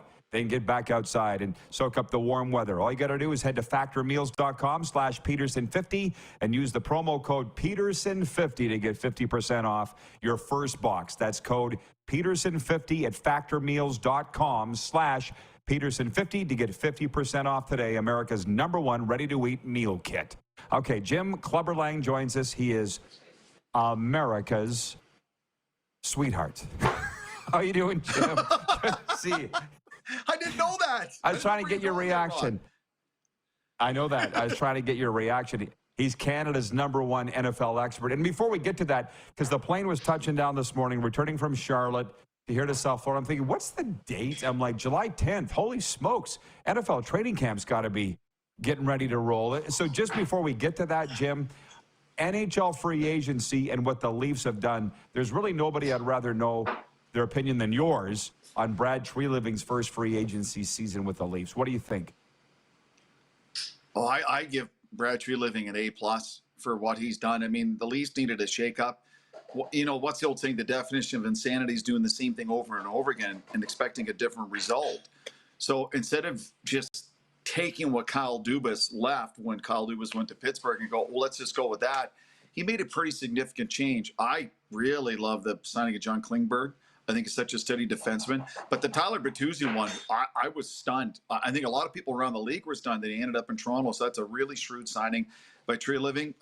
Max Domi is going to be a very effective player for them. But with Ryan Reeves, there's one thing you can't do now with Ryan Reeves on the team is push the Leafs around and take liberties with Austin Matthews and Mitch Marner. Mitch Marner and Austin Matthews is a pretty tall guy, physical guy, but most of their skill players are not big power forwards. And so if someone's going to be taking liberties with him, you'll have to answer the bell.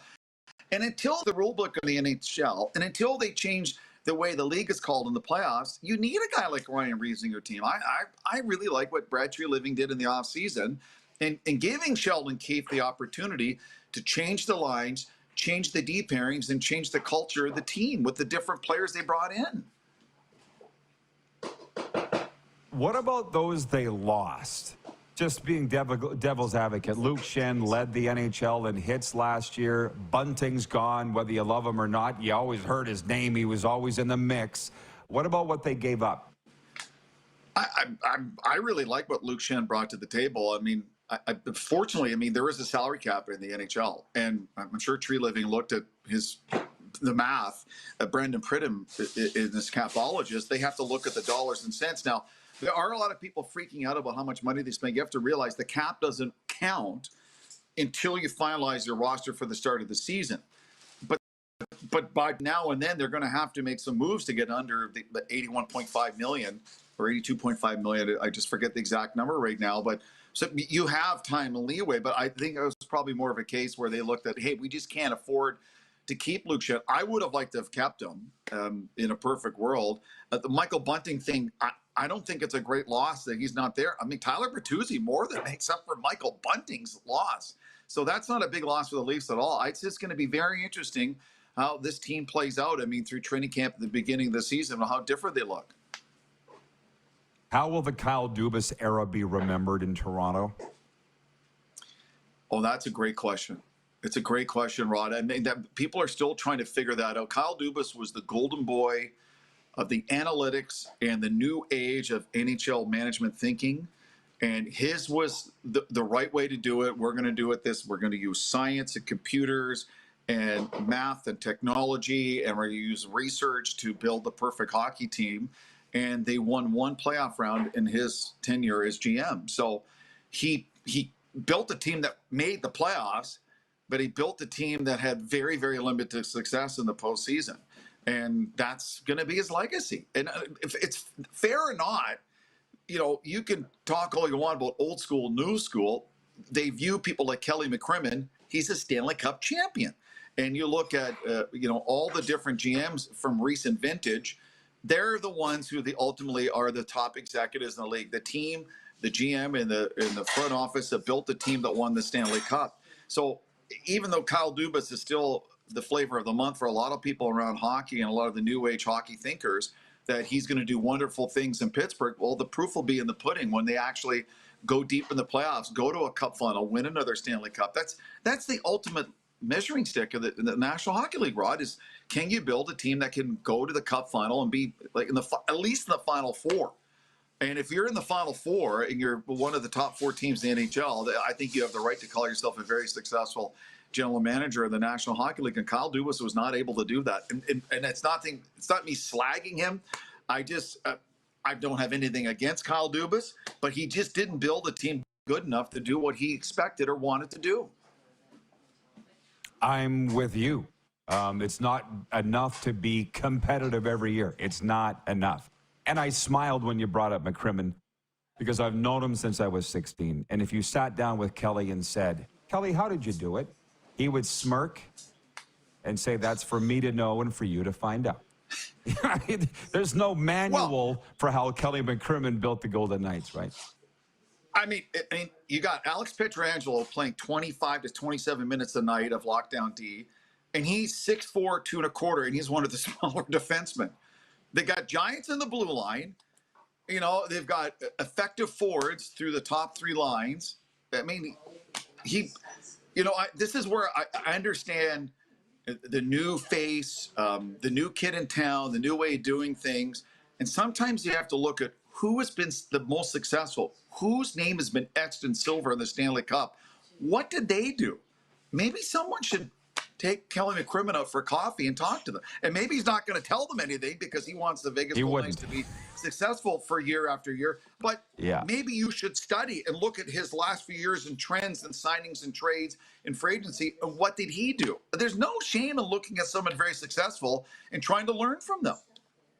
I guess that's why they say these leagues are copycat leagues, which is a nice segue over to the National Football League, because I think it's the biggest copycat league of them all. Yeah. So what is the winning formula? Like, look at the Rams. They win a Super Bowl. I think it's Chris Jones' term. Maybe it's Murph. Credit card money. They bought all those names on the credit card, and then when the bill came due, they had to get rid of them all, and it was the biggest drop from a Super Bowl champion, as you know, to missing the playoffs and lowest wins. And I don't think they would do anything different than what they did. No, not at all. Because ultimately, for Stan Kroenke, he got a Super Bowl championship out of his LA Rams and a ring and another feather in his sports empire he's built. And they have that legacy that the Rams that year were the Super Bowl champions. And I think that's a lesson for all pro sports. Are you willing to pay the price that you're going to push all your chips on the table and hope everything falls into place? You don't have, key injuries to key players at the worst possible time and win. Now, the aftermath is what you've seen. And we saw it with the Chicago Blackhawks a number of years ago when they won the Stanley Cup. We've seen it for a lot of sports. So simply they can't afford to keep that championship team together. And they get rid of players. And they get rid of really good players because it's just they don't have the money to do it. But they say, hey, we won a championship. We won a Super Bowl. We won this with these players, and then we're going to bounce back and be good again. And that's the challenge for the LA Rams, is trying to be competitive again. Whether or not they're going to be an 11-12 win team and make a run for the NFC Championship, I'm not sure. But it's upon them now, the coaching staff and management and the players, to at least be competitive again, because there were times last year it was tough to watch the Rams considering they just won the Super Bowl. Very unfair question of me to ask you, but I'm going to ask it anyways. Did you have a favorite NFL market to go cover? Because you covered it for many, many years for Sportsnet. And I ask you because I just came from Charlotte, a town that I would never have thought to go to. But we were there broadcasting the USA Football National Flag Championships. It was so much fun. Steve Smith Sr. coming down to the field. Torrey Holt, who lives there, never played for the Panthers, I don't believe, but won a Super Bowl with the Rams. He's from there.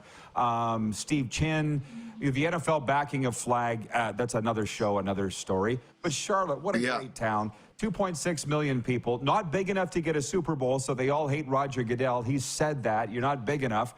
But all the markets are great. But was there one that you enjoyed going to the most? I really like Pittsburgh, going to their training camp. Is that right, huh? It's an old monk-run, Catholic-run, small university. I think it's like a D3 school in Latrobe, Pennsylvania, and the Arnold Palmer International Airport. You can see planes landing from the practice field in Pittsburgh. And I've covered the Steelers in Pittsburgh at their practice facility.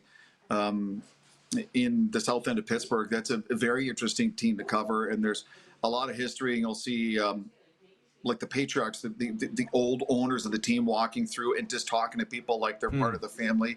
The Buffalo Bills, there is so much passion there from the media, from the fans to finally be a winner again. I have to tell you, when it comes to when people complain about Canadian media, I've covered a number of New York Jets practices and training camps, and actually I've been into their practice facility in New Jersey.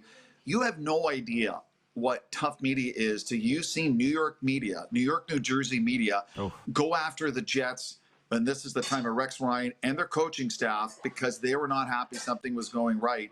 They hold nothing back, and it's common for a lot of New York, American media, but especially the big cities like New York and and Chicago and the Boston area and those big markets, big sports markets, they go after the coaches and players and they ask them tough questions and they don't care about the consequences. And it really stands out. And it's very interesting to see how they approach going after coach and players and say, like, being right in their face and direct, and why did this go wrong and why are you not doing this?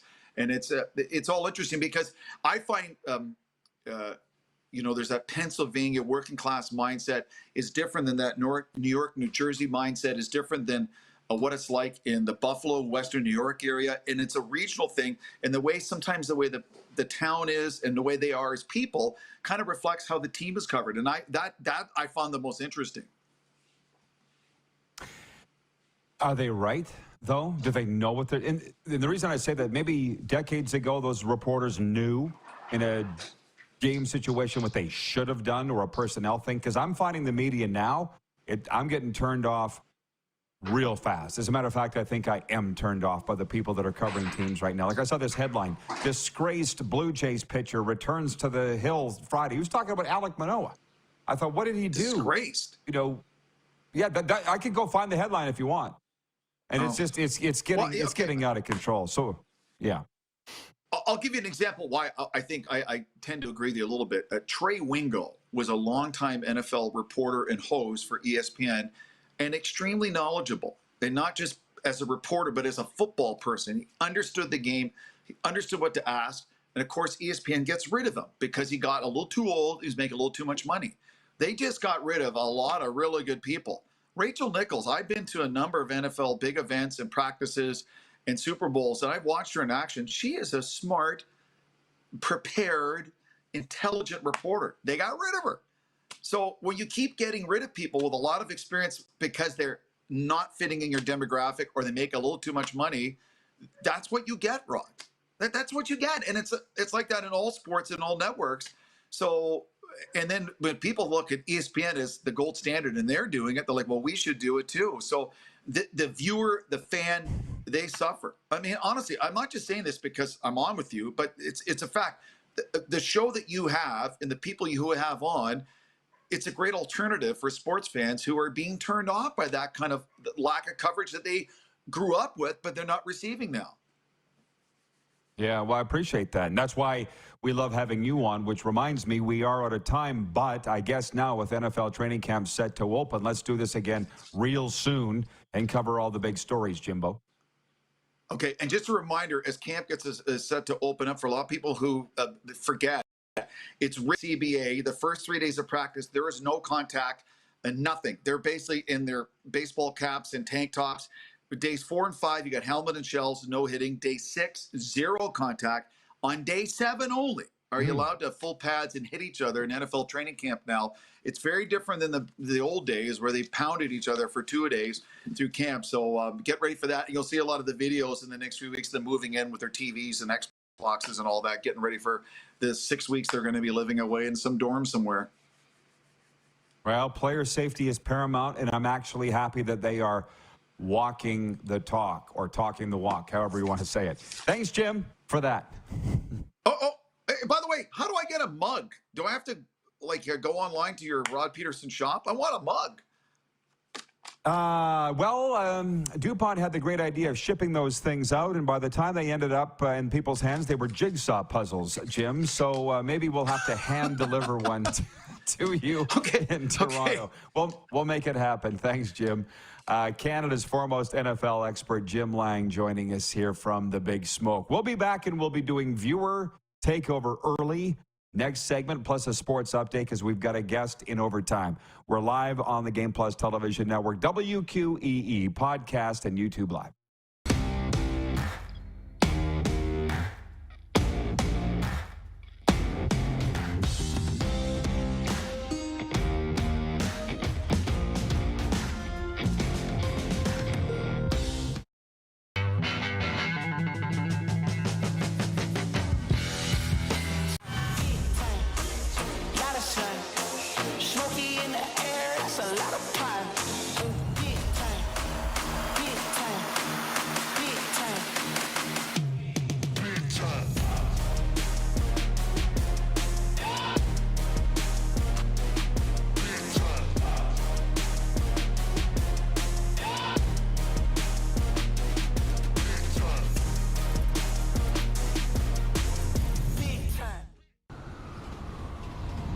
I'm Bridget Lacquette.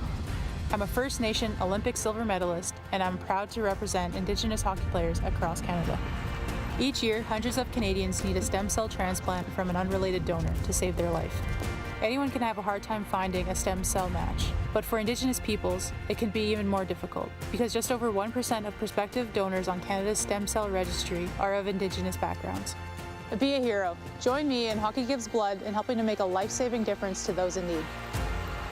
Register today at blood.ca/beahero.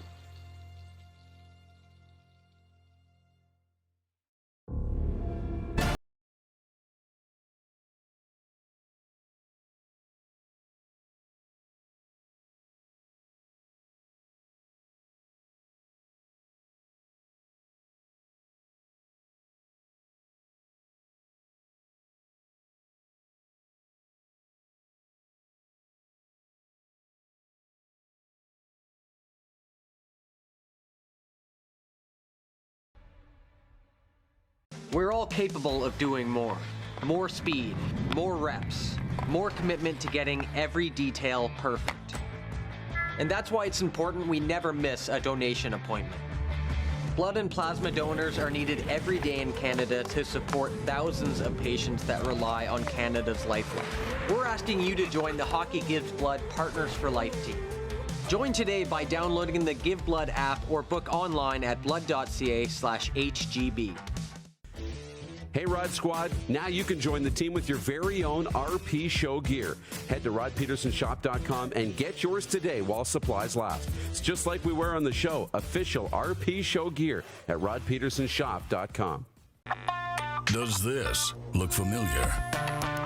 Your fans deserve an incredible arena experience. It's time for an upgrade. Stunning graphics. Revenue opportunities are just the beginning with our in-venue display systems and scoring technology. Let us help you find the best solution for your facility. DDG, always delivering the best fan experience. Business owners and marketers. Okay, we know you think we're pretty cool. That's why we want you to share in the coolness factor. Partner with the Rod Pedersen Show and market your business every weekday to sports lovers just like yourself. Take advantage of our many cost-effective commercial and promotional opportunities. Tell the world about your business. Yes, the world. Thanks to Game Plus TV and the Rod Pedersen Digital Network. Contact us today and find out how you can be a part of Canada's fastest-growing sports talk show, The Rod Pedersen Show.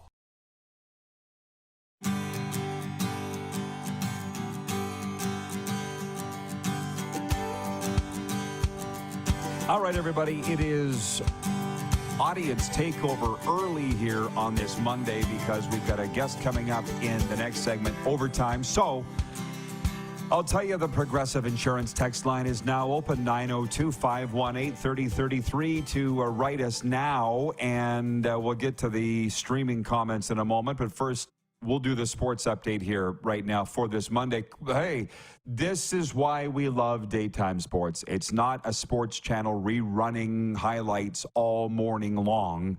We got breaking news for you. From the major junior hockey world, the Regina Pants announced several changes to their hockey operations department. Monday morning, John Paddock, you know him as the former head coach of the Ottawa Senators, Winnipeg Jets, and a member of the AHL Hall of Fame, John Paddock has announced his retirement after 9 seasons with the Pats. And with that, the Pats are extremely excited to announce Alan Miller as the team's new general manager, becoming the 20th GM in team history. And for you old fogies watching right now that have the means to write or text in or write in the stream, who's the greatest Regina Pat general manager in history of 20 years? I know the correct answer, but I want to hear it from you. Not who you think. Alan Miller, 56 years of age, brings with him extensive operations and team management experience going back to 1989, beginning his first front office job with the Toronto Maple Leafs AHL affiliate, the Newmarket Saints. Spent 2 years as assistant GM of the OHL's Guelph Storm. Then 4 seasons as director of hockey operations with the Calgary Flames AHL affiliate, the St. John Flames. Returned to the O as the GM of the Storm from 97 to 03. He was with the Toronto St. Michael's Majors. GM of the Sarnia Sting from 2004 to 2009. It doesn't mention anywhere in the news release that I saw that he was the general manager of the Moose Jaw Warriors. People are writing in already, trusting me with their questions, and they're saying, is this a good hire?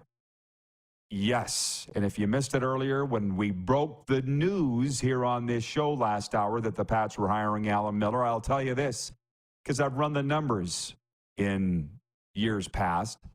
The team that won the most games in that East Division from 2010 to 2020 was the Brandon Wheat Kings. Kelly McCrimmon's Brandon Wheat Kings. Number 2, Al Miller's Moose Jaw Warriors. The man knows how to win. And proving that we cover all the sports all over the continent. News from Charlotte, North Carolina, where we just were for the last 5 days. The Carolina Panthers announcing they'll be inducting defensive end Julius Peppers and wide receiver Muhsin Muhammad into the team's Hall of Honor. The inductions will take place at Bank of America Stadium during halftime of the October 29th game against the Houston Texans. The Panthers made the announcement this morning. Interesting, Jim Lang saying what his favorite NFL market was to visit. He said Pittsburgh, and I see we have some great comments coming in from our viewers on that. I got to say, thoroughly enjoyed Charlotte. And how nice is it to go somewhere and be paid to work in these places, as we were by Home Team Live and USA Football for the National Flag Football Championships. It was so much fun. The sports update brought to you by The Steadies. Their island rock genre of music was named Concert of the Year by Planet S Magazine. The new tour kicked off on June 23rd. Visit thesteadies.ca for more info and stream The Steadies today on Apple Music and Spotify. And also, Landmark Cinemas in theaters July 12th. Mission Impossible, Dead Reckoning Part 1, starring Tom Cruise as Ethan Hunt. 902-518-3033 is the text number for Progressive Insurance. Ryan Thomas writes in. Okay, we got to write this down. Ryan Thomas on the 902 line says, just circling back to Serena's comments on the Blackhawks, there's no chance Corey Perry plays on Bedard's line. Perry's a fourth liner now who can play on the second power play. He brings a veteran's presence to the team for sure, but will not be on Bedard's line. Let's write that down and let's see what happens in the opening week of the regular season. Interestingly enough, the Florida Panthers development camp opens today. 3:45 p.m. Eastern at the Ice Den in Coral Springs, and I'll be there to watch. I don't even know. The only player I'm going specifically to watch is Spencer Knight, who isn't actually eligible to play in the development camp because he's on his second NHL roster, but because he missed half the season being in the NHL PA Player Assistance Program, he's been granted special status by the NHL to participate in this camp, and I got a list of players I've been sent to watch. Nelson says, more importantly, our VP of Sim Events says, most importantly, Alan Miller, Director of Player Personnel for Hockey Canada. The man knows how to evaluate and find talent. T. Will in Winnipeg says, someone is overestimating the rest of Chicago's roster. Looking at you, Ryan Thomas. Terry in Calgary writes in, he says, I'm just out of the hospital after a serious back surgery. Thank goodness I have the RP show to get me through the healing period. We're glad to have you with us, Terry. Get well soon. Godspeed. From Patrolman Pete in Winnipeg, he says, I'm still miffed at the WHL. They took us Winnipeg fans, used us for a good time, then kicked us to the curb when it became clear that COVID killed the new arena plan. Shameful. He said, I will never stop talking about how Ice fans got screwed. Well, I get that, Patrolman Pete, but you need to get over it. And I still believe it was the 50 below ownership group that screwed the Winnipeg fans, not the Western Hockey League. If they felt that COVID screwed the arena plans, the team would still be there. There was something about that ownership group that rubbed the Board of Governors and other owners the wrong way, and the WHL themselves. Don't be mad at the WHL. And to be honest, hate to see you spending your time mad at all because the team's not coming back. But it's Up to you to sit and stew on it. We'll be back with Overtime right after this. We are live on the Game Plus Television Network, WQEE Radio, podcast, and YouTube Live.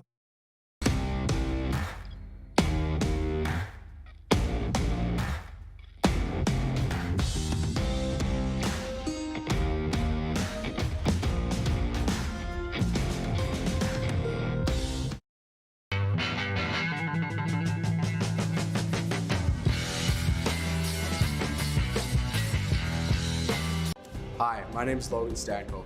And I'm Connor Bedard. We're both Hockey Gives Blood player ambassadors and proud to be blood donors.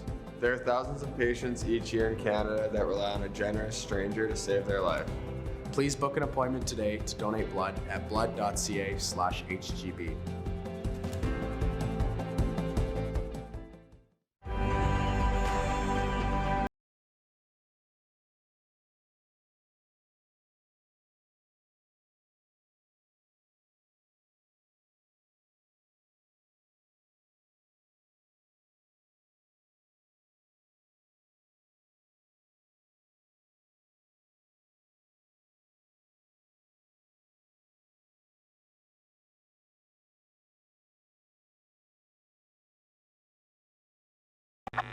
Does this look familiar? Your fans deserve an incredible arena experience. It's time for an upgrade.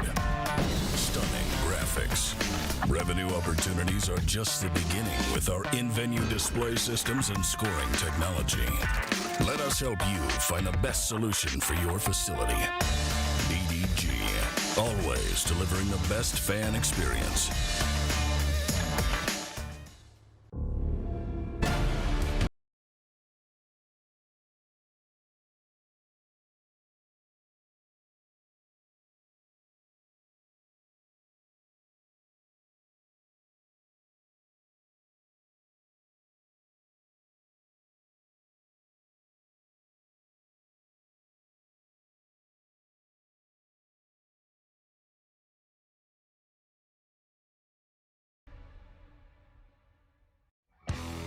Looking to buy a pre-owned vehicle? With the largest selection of quality pre-owned vehicles in the Parkland, you're sure to find it at Key Auto Group. We'll treat you right every time, and it's all just a click away at keyautogroup.ca.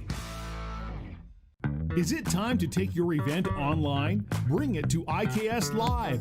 We've got a fully customized virtual event platform with remote guest support for your next fundraiser, talk show, conference, performance, and more.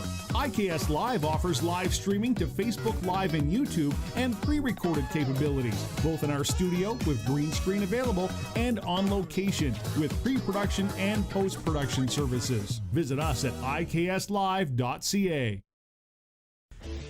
Hey Rod Squad, now you can join the team with your very own RP Show gear. Head to rodpetersonshop.com and get yours today while supplies last. It's just like we wear on the show, official RP Show gear at rodpetersonshop.com. Here's how your business can be a part of Canada's fastest growing sports talk show. All you have to do is contact us, and we will tell you all about the dynamic and exciting marketing opportunities we have, utilizing a fully integrated 360-degree multi-platform. Imagine your business seen and heard across Canada on Game Plus TV and around the world on the Rod Pedersen Digital Network. You will use one of the most overused expressions in sports. You gotta be kidding me. Get your business involved. Contact the Rod Pedersen Show today.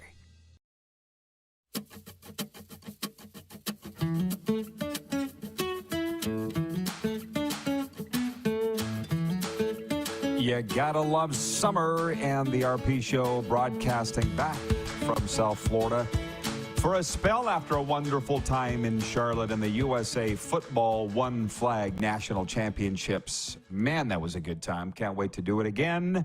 And hey, on the topic of youth sports, Andrew Gottselig is a good friend of ours. He is the founder and CEO of Hoop Life, a basketball program for kids of all ages, all skill levels, and it's year-round for him too. Hey, Andrew, welcome back to the program. Producer Clark said you got some cool things going on over there with Hoop Life that we need to talk about. What's going on?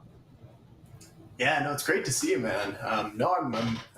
It's been a great summer. It's, with Hoop Life, we've opened this new building now about it's almost been 2 years, and it's, every month it's we don't have the mindset of just keep doing the same thing. We're trying to expand, give kids more opportunities. And so we created something at Hoop Life where kids can get involved from 4 years old all the way up through till they're in their early 20s. And so this summer, it's a lot of summer camps. We got a 3-on-3 tournament, and we're just having a ton of fun. Well, that's what the last time you were on, I think you unveiled the plans for that beautiful new facility. So that's how long it's been. So Absolutely. Now you're in it. It tells me that it's been far too long. Has it been better than you imagined? A lot of times it is. Tell folks about that before we go any further. Oh yeah, no, I mean, so for those who don't know, I mean, Hoop Life I started coaching about a decade ago in Regina, and I started, I was young, I was maybe 18, 19 years old, and I started just doing summer camps, and loved basketball, loved coaching kids. I grew up with a ton of younger cousins, and so it kind of just came natural, and so we started doing summer camps, and then one thing led to another, and we had such a great team of coaches who a lot of them are still coaching to this day, 10 years later. And so, about 5 years ago, kind of is when we all decided to take it serious and start Hoop Life. And, went from school gyms to, when COVID happened, it became very clear that we need our own building. And so in 2021 I think it was, November, we officially opened this building, which is, almost 10,000 square foot building in Regina, beautiful state of the art where we have workout facility, full regulation court. And, since we've opened, it's just been great. We've been able to give kids a chance to, be successful in basketball and really treat basketball as, basketball was always kind of treated as a community sport in Saskatchewan. It's very much secondary to hockey, secondary to football. And so what we've been able to do with the building now is be able to host a competitive league for those kids who want to take the next step and really, to take those steps that hockey took 30 years ago and start to give kids more opportunities so they can play in the CBL or they can go have other goals and aspirations. And so that's really what gets me excited, man. Are your numbers up? What's the registration been like from when you started this till now? Yeah, well, no, for sure. I mean, every year there's over 1,000 kids that come, new kids that come to Hoop Life now. And so, I mean, I think total enrollment in Hoop Life is, close to that 5,000 mark of number of kids. Obviously, kids come and go depending on their interests. But I mean, we have everything we have Hoop Life leagues that we run throughout the year. We have, weekly programs. We have weekly training where kids can pop in for an hour, open gym. Essentially, we try to keep the building open, damn near as much as possible and give the kids as many opportunities as they can. So are your summer camps full up here, or is it, kids are driving parents nuts here? Yeah. Can they come drop them off? How would they go about doing that? Yeah, just go to hooplifebasketball.com, click the register button. We do 16 different summer camps. So some are sold out, some have some space. It kind of depends on the week, but we try to give as many opportunities to parents as possible. All right, sounds good. Anything else, Andrew? No, man. I think it's been great to see you and connect. I've loved watching you. I love watching the Florida behind you throughout the winter. That really inspired me. I thought, maybe one day if we could get a Hoop Life in Florida, I could come hang out with you down there. But no, we're doing great here, man, and I appreciate you having me on. Good. Well, there's always an open invitation. I don't need to tell you how popular basketball is here. So keep crushing it. Enjoy the summer, Andrew, and keep in touch. I appreciate you coming on today. Absolutely. Thanks, Rob. Talk soon. Andrew Gottselig, the founder and CEO of Hoop Life. And as you just heard him say, they have gone off with their facility. Okay. 902-518-3033 is our text line here. It's brought to you by Progressive Insurance. So we move into audience takeover, the final segment of the day. And man, we covered a lot. I don't know where to go from here. Here we go. Here's my gong. John, in Winnipeg. Yeah, I always get the questions just after the guy left. The best ones. Not from John Ohm. He says maybe one day a pro NBA player will come from Regina Sask, all because of a Hoop Life start. Patrolman Pete says the Canadian Elite Basketball League is definitely raising basketball's profile on the prairies. And I meant to ask Andrew about that, and I forgot. So thank you, Patrolman Pete, for that. One thing that people love about this show is, of course, our stories. And I feel like I put it in my Weekend 10 Things column, but if you don't read that, you're sitting here watching it, wondering what went down in Charlotte on the weekend, and we had the occasion to broadcast those USA Football National Flag Championships. But you know, the CFL is going to do what it's going to do, obviously.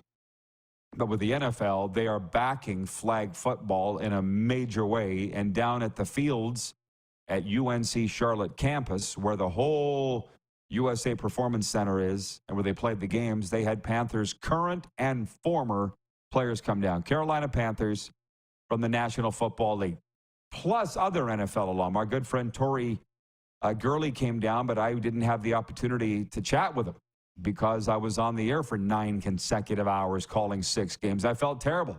Didn't get a chance to spend time with Tori, but did get a chance to interview another Tori Holt, at halftime of one of the games, and we talked about flag football, all the up-and-coming kids. And we said, hey, Kurt Warner put the Arena Football League on the map. Tori Holt's former teammate, they won a Super Bowl together in St. Louis in '99. And I said to Mr. Holt, could you see a flag football player one day making it to the NFL and putting this league on the map that way? And he goes, it's coming. It's coming.